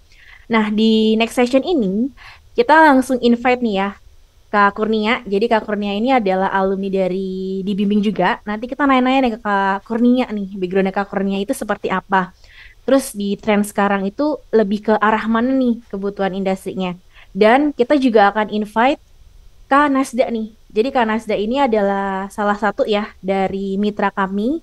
Kak Nasda nanti akan sharing nih tips-tipsnya agar kita bisa langsung diterima kerja di perusahaan mitra kita tuh akan seperti apa kayak gitu. Nah mungkin kita sapa dulu ya Kak Kurnia sama Kak Nasda ya Kak ya. Halo Kak Kurnia.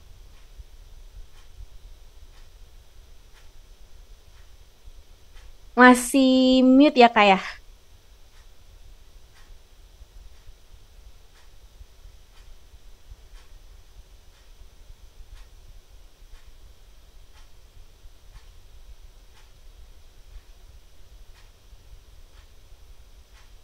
Gimana Kak? Kak Kurnia masih mute nih. Oke. Oke. Mungkin sembari tunggu Kak Kurnia, kita ke Kak Nasda dulu ya Kak ya. Halo Kak Nasda.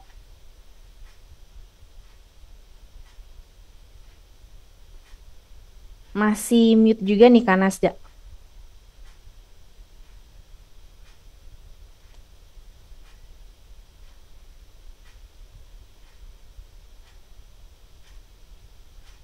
Oke, sebentar. Oke, sekarang Kamila, udah bisa ya? sudah. Oke, baik. Kita sembari tunggu Kak Kurnia ya. Oke. Sekarang gimana Kak? Udah aman belum nih sebentar? Udah. Oke. Oke. Sorry ya tadi ada sedikit teknis. Oke, kita Iya. mungkin ke Kak Kurnia dulu nih. Aku pengen sapa dulu. Kak Kurnia mungkin bisa sharing ke teman-teman dulu sedikit terkait backgroundnya ya. Ya, oke. Thank you, Kak Mila. Selamat malam, teman-teman Kak Mila, Kak Nasda, dan juga teman-teman yang join di webinar ini. Perkenalkan, saya Kurnia Anwar Raif. Orang-orang biasa manggil saya sebenarnya Raif ya, tapi kalau manggil Kurnia juga nggak apa-apa. Nah, saya salah satu alumni di Data Science batch 4 ya, itu pas 2021. Lalu saya lulusan dari fisika di salah satu kampus di Bandung tahun 2020. Pertama karir saya itu di software engineer, kemudian saya karir shifting, join bootcamp di Bimbing gitu ya, dan 3 tahun terakhir saya berkarir di bidang data science. Nah, 1 tahun terakhir itu di dapat project di BRI, waktu itu sempat ngerjain di situ, dan kemudian di karir berikutnya sampai sekarang itu di Kita Lulus Internasional. Itu kurang lebih gambarnya seperti itu sebagai seorang data scientist. Dan saya nge-freelance juga di Bimbing, jadi instructor, terus jadi mentor one-on-one juga. Itu seperti itu, kurang lebih 2 tahunan. Oke, oke, Thank you. oke. Mungkin gitu. Thank you Kak Raif ya. Oke, mungkin aku sembari ingetin lagi nih teman-teman. Jadi sesi kali ini itu lebih interaktif ya. Jadi sharing session nih. Jadi kalau misal aku nanya-nanya ke Kak Raif atau mungkin ke Kak Nasda, teman-teman ada pertanyaan gitu kan. Feel free. Boleh banget ya drop question di kolom chat atau mungkin pengen open mic itu bisa banget. Kayak gitu. Nah, mungkin aku tadi kan udah ini perkenalan dulu ya ke Kak Raif. Aku pengen kenalan dulu Ya. nih ke Kak Nasda ya. Oke. Oke, aku unmute lagi. Oke. Gimana Kak? Oke. Ya, selamat malam semuanya. Kamila, Kak Raif, salam kenal. Saya Nasda dari perwakilan hiring partner di Bimbing. Saat ini bekerja sebagai HR generalis di salah satu company retail fashion. Seperti itu. Jadi nanti kita bisa diskusi buat DSF malam hari ini ya, teman-teman. Oke, thank you ya Kak Nasda. Oke, tadi kan kita udah perkenalan ya dengan special guest malam hari ini, Kak Raif dari alumni di Bimbing Data Science Batch 4, sama dari Kak Nasda ya, perwakilan dari Hiring Partners gitu. Nah, mungkin aku... Oke, oke, mungkin aku coba ke ini dulu ya, sebentar, aku unmute dulu ya. Ya. Oke, oke, ini pertanyaannya, aku pengen nanya nih Kak, jadi tadi ada pertanyaan ya.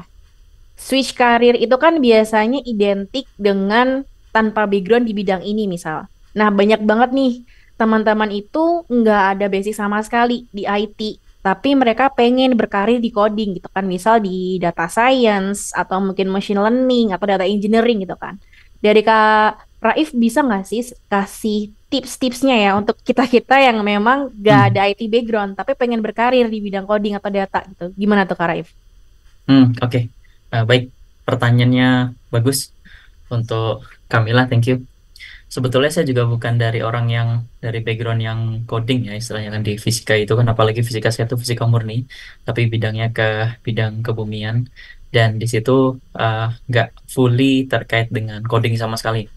Bahkan uh, for your information Kak, terkait dengan bahasa pemrograman pun saat dulu saya masih menjadi mahasiswa itu salah satu matkul saya yang satu-satunya itu dapat C sebenarnya dibandingkan dengan yang lainnya. Nah, kalau yang lainnya ya B dan ke atasnya lah gitu. Nah, cuman itu doang. Nah, itu yang pertama. Background saya sebenarnya nggak ada sama sekali. Nah, kemudian first time karir saya juga masuk di bidang coding. Memang saat itu istilahnya sempat diajak proyekan dengan dosen ya istilahnya ya, dan diajak proyekan itu sendiri untuk ngerjain proyek yang berkaitan dengan software. Nah, itu ya harus memberanikan diri. Jadi saya putuskan untuk memberanikan diri, terus saya coba explore juga gitu tuh. Nah, yang jelas harus mau belajar sih kata kuncinya di situ, dan tentunya kalau struggle pasti juga gitu ya, uh, dan saya sempat tersesat saat itu Kak. Jadi di 2019-2020 itu saya sempat tersesat karena saat itu kan sebenarnya minim banget ya program-program bootcamp itu belum ada, dan saat itu saya butuh katalis sebenarnya. Katalis itu kalau di bahasa saintifik itu booster lah istilahnya, yang bisa mempercepat, saya butuh mentor gitu, mempercepat proses pemahaman terkait dengan coding. Nah, saya banding-bandingin di bootcamp, ada beberapa platform waktu itu yang baru berdiri juga, dan saya bandingin di beberapa fasilitasnya, saya coba browsing lebih mendalam. Saat itu saya join di bimbing, terus ketemu dengan mentor-mentor. Saya lihat dari runutan silabusnya itu sendiri, itu sangat beginner friendly dan guidance dari dasar banget sampai bisa dapat banyak konseptual yang ke tingkat yang advance. Nah, itu sebetulnya seperti itu sih. Jadi mau belajar dan cari mentor sih. Itu katalis banget. Itu Kamila. Oke, jadi gitu ya teman-teman. Walaupun nih kita bukan dari background yang dari coding atau IT, itu sebenarnya bisa ya. Yang pertama kita cari tahu dulu nih silabusnya udah sesuai dengan industrinya belum. Kemudian juga kita lebih aktif bertanya ya. Karena kan mentoring itu kan pasti kita request dulu kan ke mentornya untuk sesi one on one misal kayak gitu ya Kak Raif ya. Ya. Oke. Nah, ini masih ke pertanyaan untuk Kak Raif nih.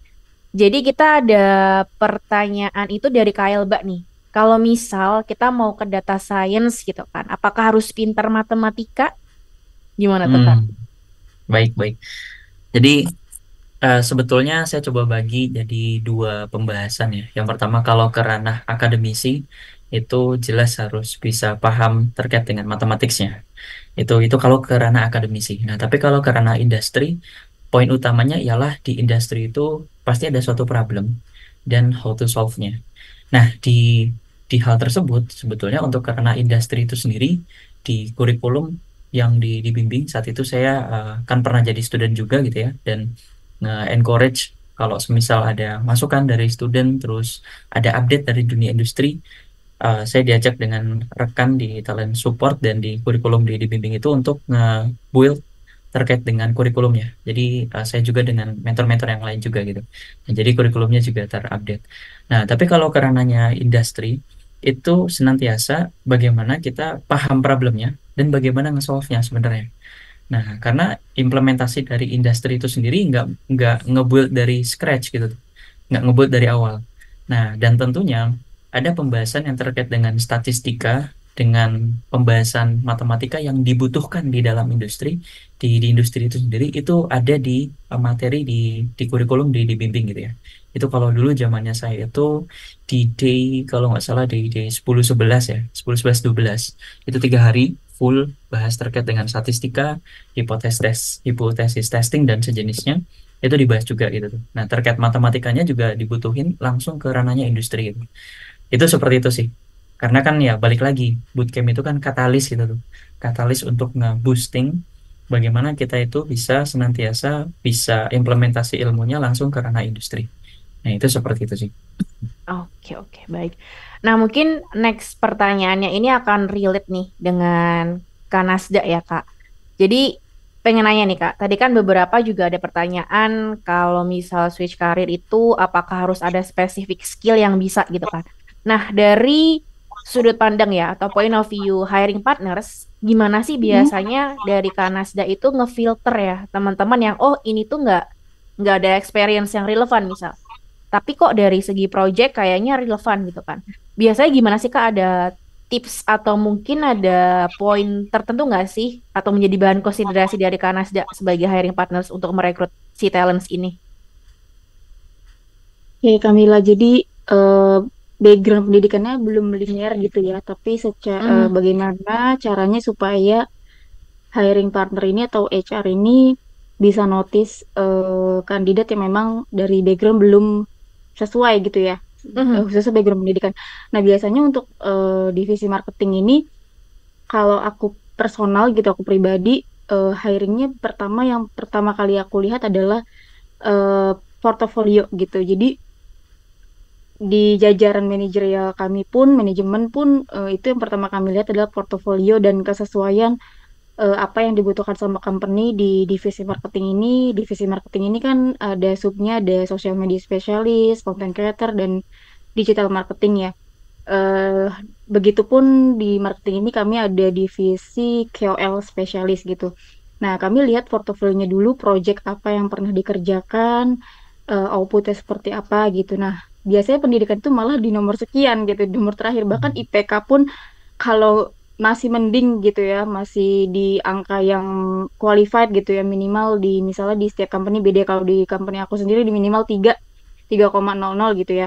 Itu sudah bisa kami ajukan untuk interview user sih, dan baru banget kemarin dari kami nerima, tapi ini bukan dari dibimbing, yang mungkin ini memang dari segi budget cocok gitu ya. Itu alumni dari pendidikan agama Islam, tapi memang dari segi project yang dia pernah kerjakan, dia sudah pegang beberapa brand besar gitu yang mana relate atau relevan sama brand fashion gitu. Jadi kesesuaian itu yang mungkin menjadi pertimbangan owner aku sendiri sih. Ditambah kandidat ini beberapa kali mengikuti workshop sih. Jadi bukan bootcamp tapi lebih ke workshop sih. Seperti itu sih Kak. Jadi tidak menutup kemungkinan untuk beberapa kandidat yang mungkin tidak kurang relevan atau baru switching karir buat yakin nih ikut bootcamp ataupun mungkin apa ya, belajar untuk digital marketing gitu. Walaupun secara background mungkin belum sesuai, tapi yang penting mungkin project dan portofolionya mungkin lebih dibagusin lagi dan ada outputnya, yang ada hasilnya, seperti itu sih Kamila. Oke, thank you ya Kak Nasda. Jadi bisa dibilang company itu lihatnya dari portofolio gitu ya, atau project, atau experience apa aja nih yang pernah kita handle. Bukan dari background, bahkan IPK itu nggak akan dilihat ya. Selama dari portofolio itu projectnya beneran dilakuin, dan ketika nanti user interview kan juga kelihatan ya, real atau enggaknya, gitu ya Kak Nasda ya. Oke, baik. Nah, mungkin aku pengen nanya lagi nih ke Kak Raif dulu ya. Ini masih relevan juga sih sebenarnya dengan skill ya. Nah, kalau dari kakak itu kan berarti lebih spesifiknya kayak ke data ya, misal ke data scientist atau pokoknya yang berbau-bau data gitu kan. Ada nggak sih kayak spesifik skill yang kita tuh harus punya banget itu kalau misal kita pengen berkarir di bidang data? Ada nggak sih Kak Raif? Oke, baik. Jadi kalau terkait dengan specific skill, saya coba bagi jadi dua ya. Yang pertama kan di hard skill dan juga di soft skill. Ah, Kalau di hard skill itu sendiri, itu tuh ya kita berkaitan dengan misalnya dengan tools-tools dan juga hal-hal yang berbau dengan di bidang data. Itu biasanya kita itu dibutuhkan buat bahasa pemrograman tentunya itu di Python dan SQL. Di dua itu aja sebenarnya. Adapun toolsnya gitu ya, toolsnya itu sendiri itu ya turunan dari Python dan SQL. Jadi bahasa pemrograman itu kan dia punya beberapa tools, aplikasi yang senantiasa berbeda-beda. Nah, biasanya tiap perusahaan itu beda-beda. Nah, cuman di bootcamp saat itu saya dapat materi Python dan SQL itu benar-benar full. dan secara basic sampai ke advance itu dapat semua materinya. Plus ketika pas masuk ke ranah industri, tinggal saya implementasiin aja gitu. Di bagian mau pakai software apa aja itu terserah gitu loh. Saya nggak peduli perusahaan mau pakai software apa aja, tapi di poin utama programmingnya itu di Python dan terkait dengan di SQL. Nah, tapi kalau di soft skillnya itu sebetulnya selain kita itu bisa berusaha ngelakuin problem solving, yang pertama problem solving. Jadi yang paling berharga untuk jadi seorang data scientist itu sebenarnya bukan orang yang cuman ke ranah yang harus bisa ngoding terus gitu. Itu sebenarnya enggak. Nah, bahkan saya sendiri itu senantiasa kalau seluruh sintaks itu bahasa pemrograman, nggak semuanya saya hafal. Tapi bagaimana sekiranya ada dokumentasi yang senantiasa bisa saya baca. Nah, dokumentasi di bahasa pemrograman itu yang jadi kunci utamanya gitu. Apalagi semisal sekarang kan ada ChatGPT gitu kan untuk senantiasa bisa mempermudah banget lah untuk ngebantu tentang masalah codingan gitu kan. Nah, tapi poin utamanya ialah nge-problem solvingnya. Nah, pengetahuan dari suatu perusahaan itu pasti ada problemnya. Problem bisnisnya gimana dan apa yang mau di-solve di situ. Nah, proses untuk dari problem ke apa yang mau di-solve itu tuh. Nah, keilmuan yang senantiasa ada di bidang data itu yang pernah saya dapat dari bootcamp itu sendiri saat itu dibimbing itu terkait dengan bagaimana data visualisasi, statistik gitu tuh. Nah, itu soft skillnya tuh. Nah, kemudian berkaitan dengan machine learning, pre-processing data, cleaning data gitu tuh. Bahkan ngebikin dashboard gitu tuh. Nah, fully complete waktu itu saya dapat di bootcamp itu sendiri. Dan yang terpenting lagi di part yang terakhir itu ialah komunikasi sebenarnya. Karena suatu data yang senantiasa udah diolah oleh seorang data scientist, data analis, itu akan menjadi suatu hal yang berharga tatkala bisa dikomunikasikan oleh orang tersebut. Nah, untuk disampaikan ke stakeholder, nah entah misalnya ke bidang marketing, bidang bisnis gitu ya, atau bahkan ke C-level gitu. Nah, itu terkait skillnya seperti itu kurang lebih. Oke, jadi bisa kita ini ya emphasize ya. Ada dua skill ya yang harus kita punya ya. Kayak tadi hard skill kalau pengen berkarya di bidang pemrograman yang kita bilang atau data ya harus bisa Python sama SQL. Di mana kedua materi ini ya atau bahasa coding ini akan kita pelajarin ketika nanti kita ikut bootcamp.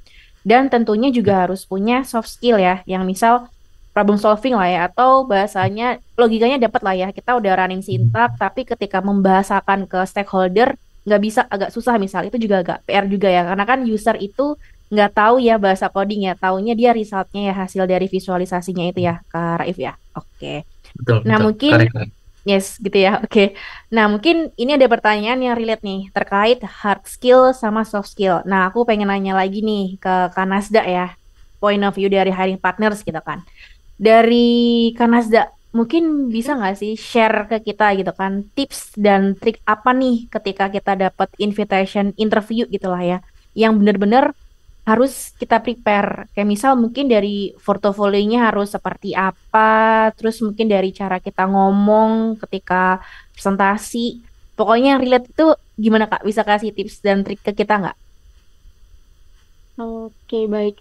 Jadi preparation sebelum interview gitu ya, apalagi interview online maupun offline. Tapi yang Hmm, paling mungkin paling ini interview offline-nya kali ya. hmm, Yang pertama yang pasti research mengenai company itu sendiri gitu. Jadi pas ketika kalian apply, terus kemudian ada panggilan, yang pasti kalian harus research dulu nih. Company itu industrinya apa, kemudian job desk yang kalian lamar itu apa, kemudian industrinya itu apa nih, kompetitornya siapa gitu kan.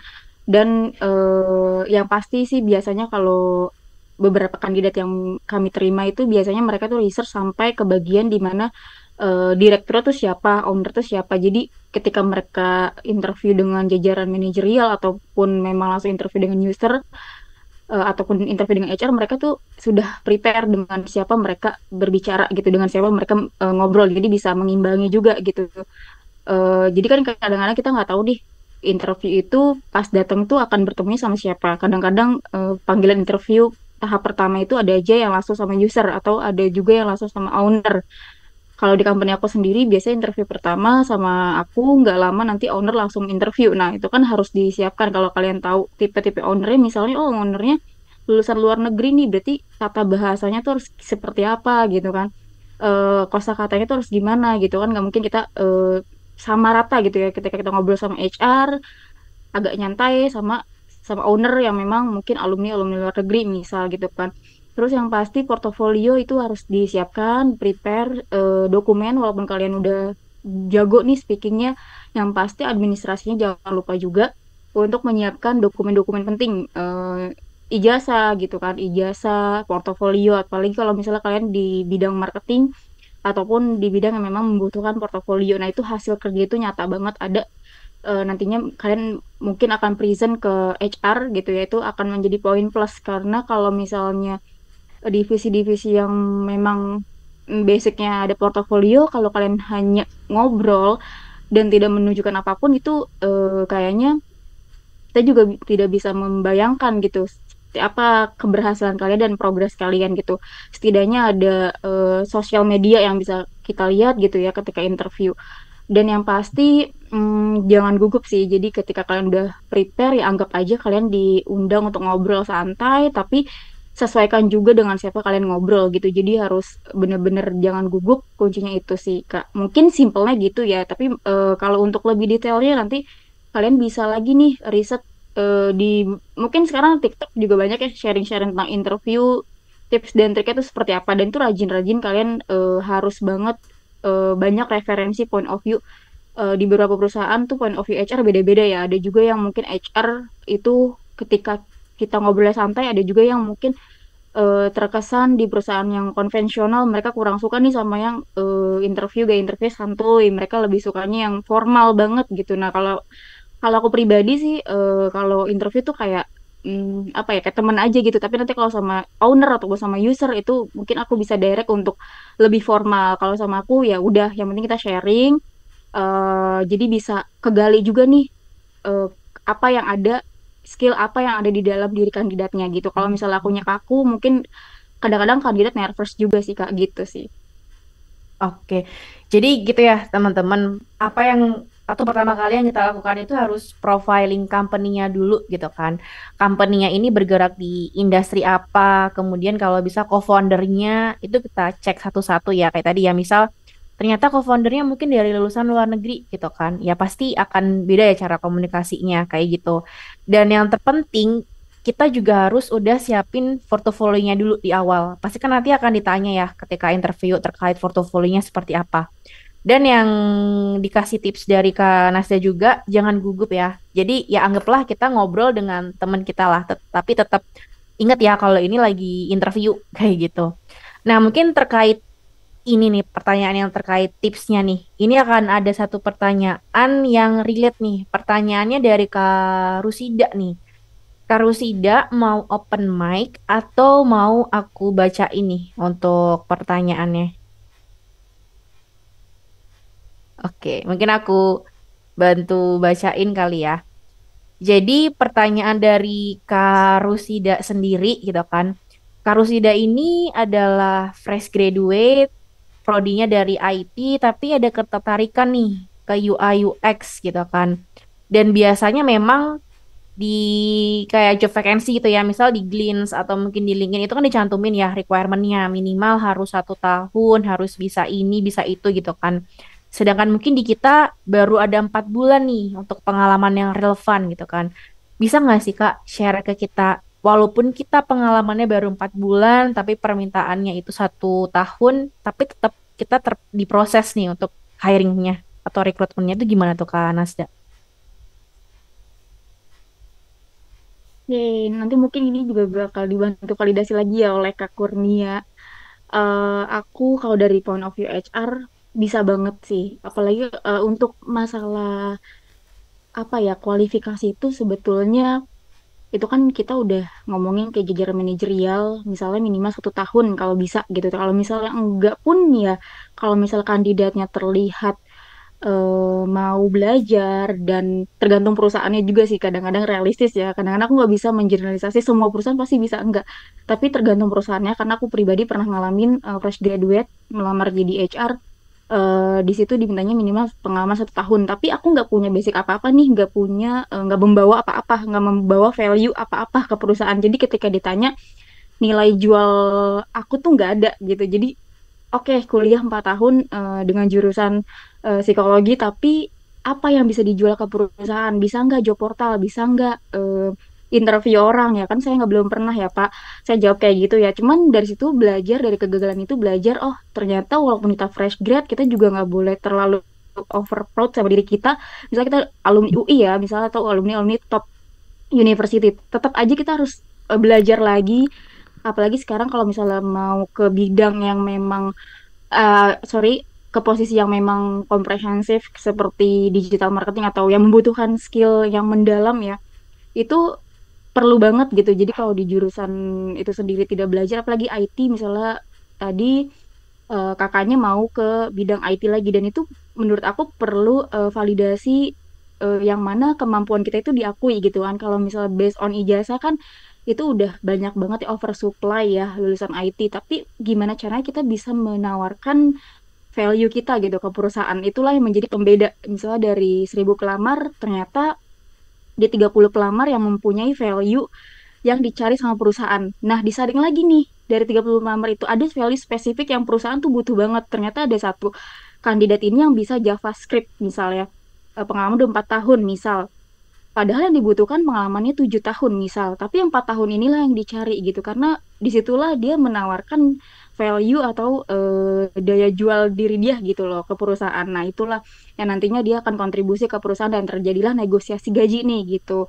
Itu sih yang sepengalaman aku interview. Jadi walaupun kita fresh graduate, pengalaman kita 4 bulan, menurut aku itu tidak terlalu berpengaruh selagi kita optimis ya untuk kayak apply-nya mungkin ke posisi yang entry level dulu yang minimal pengalaman 1 tahun. Nah itu mungkin masih bisa masuk banget dengan catatan kita juga harus mau membawa value gitu ya. Jangan sampai kita kayak interview udah los aja. Saya fresh graduate Pak, ditanya nanti di terus kamu belajar apa selama kuliah, bisa ini atau bisa itu atau enggak?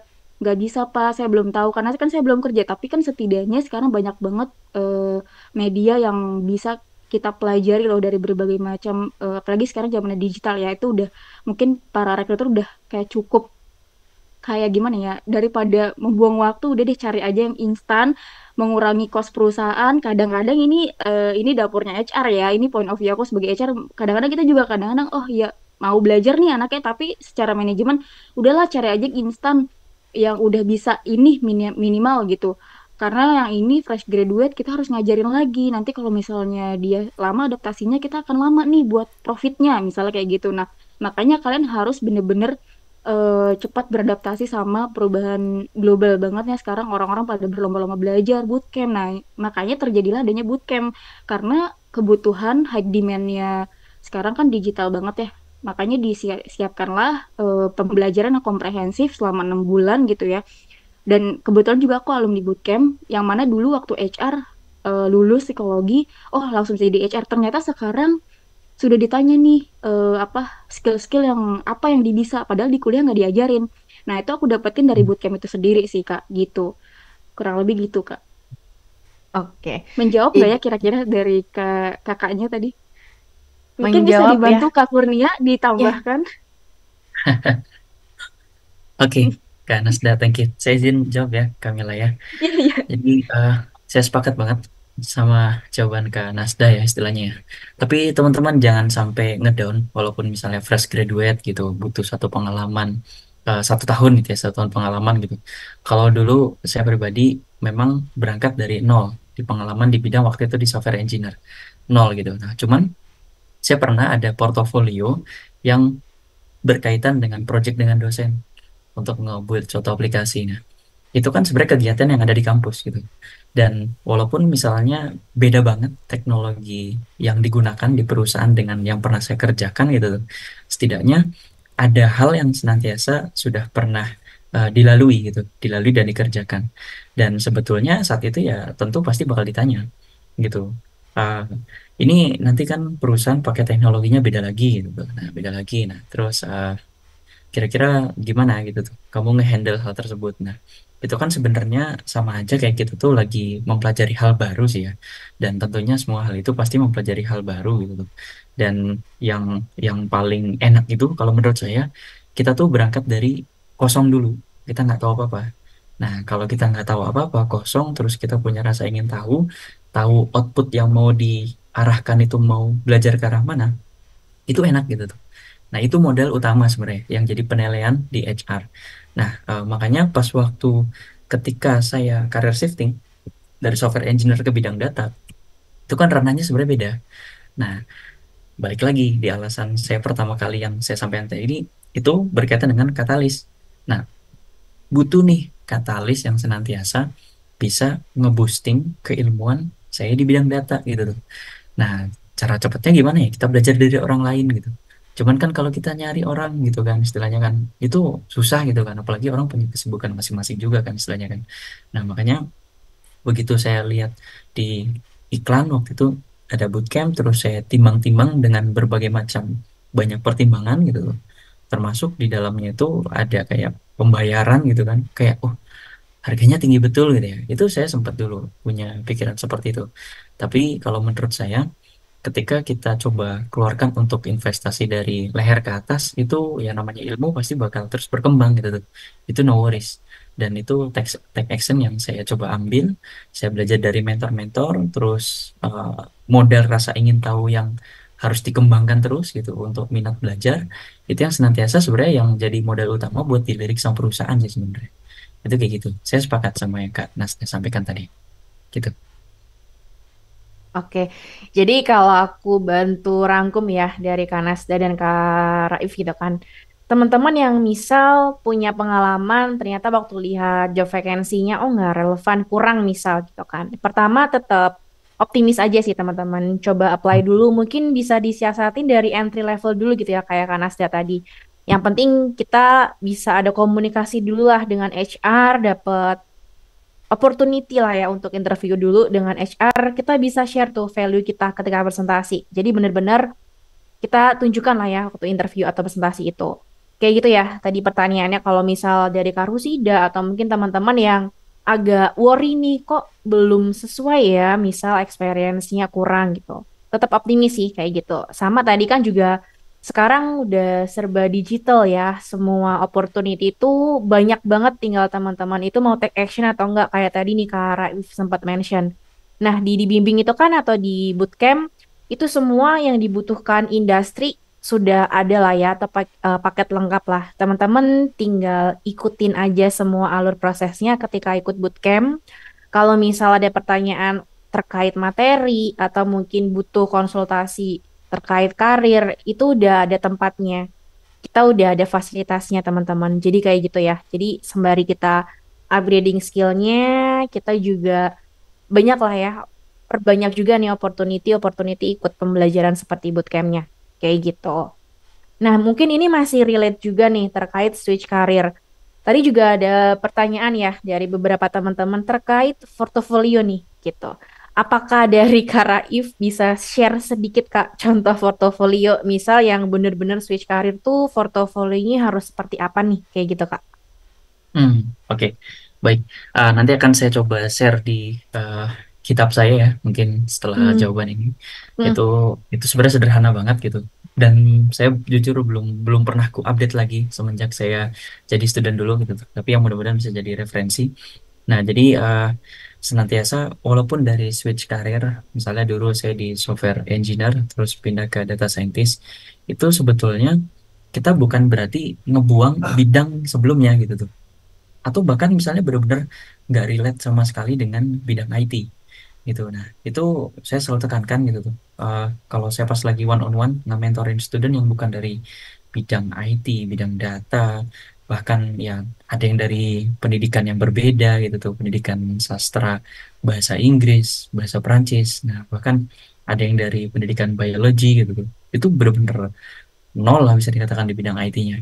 Nah, kalau menurut saya experience yang sebelumnya, baik dari pengalaman kerja ataupun dari jurusan, itu jangan dibuang ilmuannya. Benar-benar jangan dibuang. Tapi itu disimpan sebagai sebuah bahan pembelajaran yang nantinya tuh di kemudian hari pasti bakal kepake. Nah, contoh kayak dulu pas waktu saya masih kuliah di fisika, terus ke bidang terkait dengan software engineer, itu ternyata ada benang merah yang senantiasa relate satu sama lain dan masih tetap kepake gitu, masih tetap kepake bahkan sampai ke bidang data itu sendiri. Nah, jadi jangan buang terkait dengan pengalaman yang udah lalu, tapi coba dielaborasikan apa yang senantiasa pengalaman yang lalu dengan yang tempat untuk senantiasa kita bakal upgrade skillnya gitu. Nah, itu nanti bakal jadi knowledge yang berharga gitu.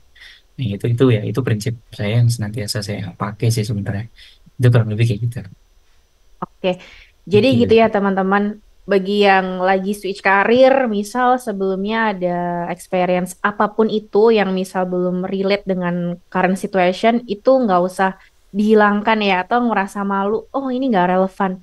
Malah kalau perlu dicantumin aja, itu kan sebagai stepping stone kita ya, journey kita kan, oh kita dari awal kayak gini nih, jadi lebih ke tertrigger lagi lah ya, termotivasi kayak gitu ya, Kak Raif ya. Oke, nah tadi Betul. terkait contoh portofolio ya, barusan dari Kak Raif sempat share di kolom Zoom chat. Jadi kalau teman-teman pengen kepo ini gimana ya portofolionya, misal untuk pemula atau mungkin udah ada experience juga di bidang ini tapi masih agak ragu membahasakan di portofolionya misal. Itu boleh banget. Jadi barusan di-share di kolom chat ya, teman-teman. Itu bisa diklik, bisa di-copy, bisa di-save juga, Kak. Oke. Ya, Oke. betul. Nah, Bisa mm-mm. banget. Nah, terkait portofolio, Kak, ini ada pertanyaan yang relate juga nih dengan Kak Rizal. Nah, Kak Rizal ini kan tertarik nih di data engineer gitu kan. Hmm. Apakah ada kayak contoh spesifik portofolio yang bagus nggak sih, Kak, kalau misal pengen berkarir di data engineer gitu? Beda Oke, portofolio baik. dengan data science apa nih, Kak, gitu? Baik. Saya coba kasih analogi aja ya istilahnya. Hmm. Di bidang data itu kan banyak ya istilahnya, istilah-istilahnya lah. Jadi anggaplah sebuah bangunan itu di suatu perusahaan. Nah, seorang data engineer itu dia ibarat seperti eh, orang arsitek lah yang senantiasa nge-build bagaimana ruangan satu dengan yang lainnya itu terkoneksi. Nah, itu ngebikin kerangka dari suatu bangunan. Nah, itu data engineer tuh. Nah, artinya data engineer itu sendiri background dia pasti dia memanage bagaimana data-data di perusahaan itu senantiasa bisa terrelasi dengan baik atau istilah teknikalnya itu relasi database management system. Jadi dia nge-manage terkait dengan database yang ada di perusahaan. Yang namanya data dengan engineer dia tuh nge-manage terkait dengan data-data perusahaan. Nah, yang di manage itu biasanya kita pakai SQL dan Python sih balik lagi. Tapi bobot utamanya biasanya kita itu di SQL ya. Kalau di data engineer. Nah, kemudian kalau suatu bangunan itu pengen dibangun gitu tuh untuk di-execute, nah itu orang data scientist tuh yang senantiasa ibaratnya kayak jadi orang teknik sipilnya lah. Nah, dia udah dapat kerangka nih, kerangka dari data engineer, kerangka bangunannya. Dibangunlah sama seorang data scientist. Dia bakal nge-prediksi, nah dia bakal banyak berurusan dengan uh, machine learning, deep learning gitu tuh. Nah, itu AI itu ya, yang senantiasa untuk ngebangun kerangka yang udah dibikin tadi. Jadi suatu bangunan. Nah, bangunan ini nanti tuh sama orang kalau teknik sipil itu kan yang saya pernah ngobrol dengan rekan saya di teknik sipil itu kerangka tersebut nanti bakal dilihat nih istilahnya kekuatan tanahnya gimana. Nah, terus terkait dengan pengetahuan bahan-bahan bakunya gimana, terus gimana bangunannya bisa kokoh gitu kan. Artinya seorang data scientist itu dia bakal ngeprediksi. Nah, kata kunci di situ, ngeprediksi terkait dengan hal-hal apa yang senantiasa bakal terjadi di masa depan. Nah, itu data scientist. Nah, dari data yang terrelasi satu dengan yang lain digunakan untuk ngeprediksi. Nah, seorang data analis dan business intelligence itu senantiasa bagaimana bangunan tadi itu memiliki warna yang ciamik. Nah, jadi kan kalau semisal seorang data scientist itu dia nge-build, tapi seorang data analis atau business intelligence dari bangunan yang udah di-build tadi, udah dibangun tadi, dikasih warna, dikasih cat gitu tuh, dikasih beberapa warna-warna yang terhubung satu sama lain gitu, yang bagus gitu. Nah, itu analoginya biasanya kita bikin dashboard. Nah, dashboard visualisasi gitu. Nah, itu seperti itu. Tapi seorang data scientist juga harus paham ilmu yang dikuasai oleh data analis maupun BI. Nah, itu seperti itu. Nah, jadi kurang lebih gambarannya kayak gitu sih. Jadi portofolionya ada perbedaan gitu tuh dengan bidang data inner dan data scientist itu sendiri Oke, gitu. gitu ya Kak Raif ya, thank you Ya. ya. Nah, Kak Rizal tadi kan dari Kak Raif udah sempat share gitu kan ya. Mungkin biar lebih enak, lebih detail perbedaannya seperti apa, kita kan masih ada 9 hari lagi ya untuk sesinya. Nah, itu bisa tuh kita kupas tuntas ya di sana. Data engineer itu bedanya apa nih? Data analis atau business intelligence apa? Kayak gitu ya Kak Raif ya. Ya, betul. Oke. Nah, untuk pertanyaan teman-teman yang mungkin masih belum bisa terjawab di malam hari ini, no worries, kita masih ada 9 hari lagi. Mulai dari malam ini boleh silahkan dikumpulkan pertanyaannya. Nanti kita lebih bahasnya deep lagi ya, tergantung dari teman-teman maunya ke data science kah, ke product and project management kah, atau ke UI UX, kayak gitu ya. Oke. Nah, mungkin aku pengen ucapin thank you dulu ya Kak Raif sama Kak Nasda udah luangin waktunya karena juga waktunya cukup singkat untuk sharing-sharing ini. Kita bisa lanjut di keesokan hari lagi gitu ya Kak Raif dan Kak Nasda ya. Oke. Thank you banget Kak udah luangin waktunya ya. Aku izin take over lagi teman-teman. Oke. Oke, tadi kan udah kita share semuanya nih dari awal banget ya, dari Kak Tami sharing terkait tren industri, kemudian juga di-share juga dari Kak Nasda tips dan triknya gimana kalau misal kita mau ada interview atau bahkan kita bener-bener switch karir, belum ada experience gitu kan dari Kak Raif juga share, kita harus perbaikin lah portofolionya kayak gitu. Nah, teman-teman, hari ini kan masih hari pertama ya, day one kan, masih introduction. Kita masih ada 9 hari lagi, masih ada besok, sampai ke depan lagi ya teman-teman. Jadi aku pengen teman-teman ikutin semua sesinya. Jadi untuk teman-teman yang mungkin masih fresh graduate gitu kan, atau masih kuliah nih, belum ada portofolio, biar tahu nih tips pertama untuk membuat portofolio itu harus seperti apa. Kayak gitu ya teman-teman. Nah, dari semuanya tadi, aku pengen summarize nih teman-teman. Dengan ikut bootcamp, itu kan udah terstruktur ya, dari kita preparing karirnya, dari upgrading skillnya, atau bahkan penyalurannya itu kan the one package, kita udah siapin nih semuanya. Nah, teman-teman cukup dengan 7.499, teman-teman itu udah bisa nih dapetin pembelajaran ya sekitar 4 sampai 6 bulan yang live session tadi. Kemudian juga ada one-on-one session gitu kan dengan mentor. Misal teman-teman pengen memperdalam materi karena bener-bener switch karir, misal itu ada semuanya. Atau bahkan career preparation gitu. Itu sudah ada semuanya teman-teman dan kita udah siapin. Kayak gitu. Nah, aku pengen ingetin terkait voucher ini akan stay ya atau bertahan sampai 18 September yaitu di hari Rabu besok sampai jam 6 sore. Tadi kan aku juga sempat share terkait absensi ya, link absence. Itu jangan lupa juga teman-teman absen di sana. Nanti kalau misal butuh ngobrol lebih details lebih lanjut terkait bootcampnya, jangan lupa bisa klik yang ini nih, lebih lanjut hubungin Mila ya. Kayak gitu. Ini bisa di screenshot teman-teman kalau aku kasih voucher 500.000 yang hanya bertahan ya atau stay sampai besok aja nih jam 6 sore kayak gitu. Nah, mungkin sebelum aku ke next agenda, aku coba cek di kolom chat dulu ya. Oke. Oke, semuanya sudah terjawab ya, teman-teman. Kalau misal belum terjawab dari pertanyaannya atau mungkin ada pertanyaan yang teknis banget, spesifik gitu kan per industri atau mungkin per topik, itu bisa kita bahas di esok hari ya, Kak ya. Oke. Nah, mungkin dari aku cukup dari tim kita pengen share sedikit video gitu kan.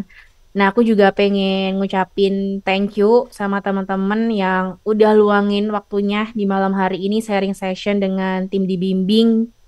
Semoga teman-teman yang pengen switch karir atau mungkin upgrade skill itu bisa dimudahkan semuanya dan bisa tercapai keinginannya. Kayak gitu ya. Aku juga pengen ngucapin sorry. Mungkin selama menjadi moderator di event pada malam hari ini ada kata-kata yang mungkin kurang berkenan gitu kan. Atau mungkin belum sempet nih bacain pertanyaan teman-teman gitu kan. Karena waktu yang begitu singkat gitu kan. Aku juga pengen ngucapin thank you teman-teman yang mungkin karena ada kesibukan belum bisa join via Zoom, jadinya via YouTube gitu kan. Thank you banget apresiasinya ya teman-teman. Nah, aku arahkan ke tim kita ya selanjutnya ya. Oke.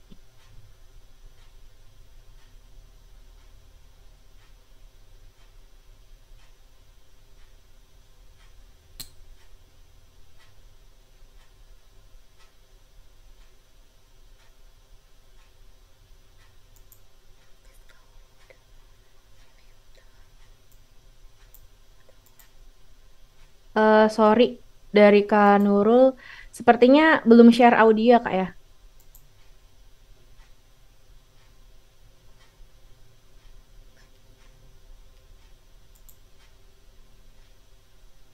Oke, sebentar ya teman-teman ya, akan di reshare ulang menggunakan audio ya.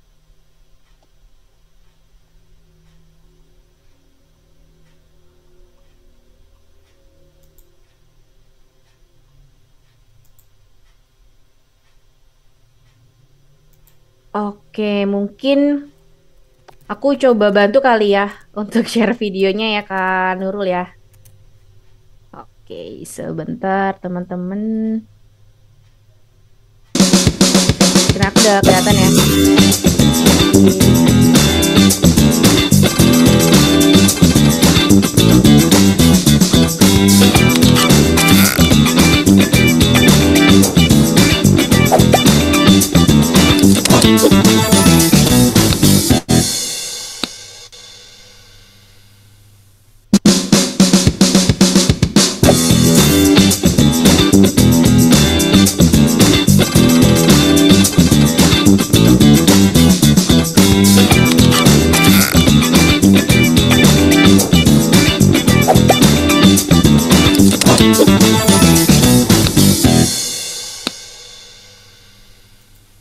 Oke, thank you teman-teman. Sekali lagi aku juga pengen ingetin ya.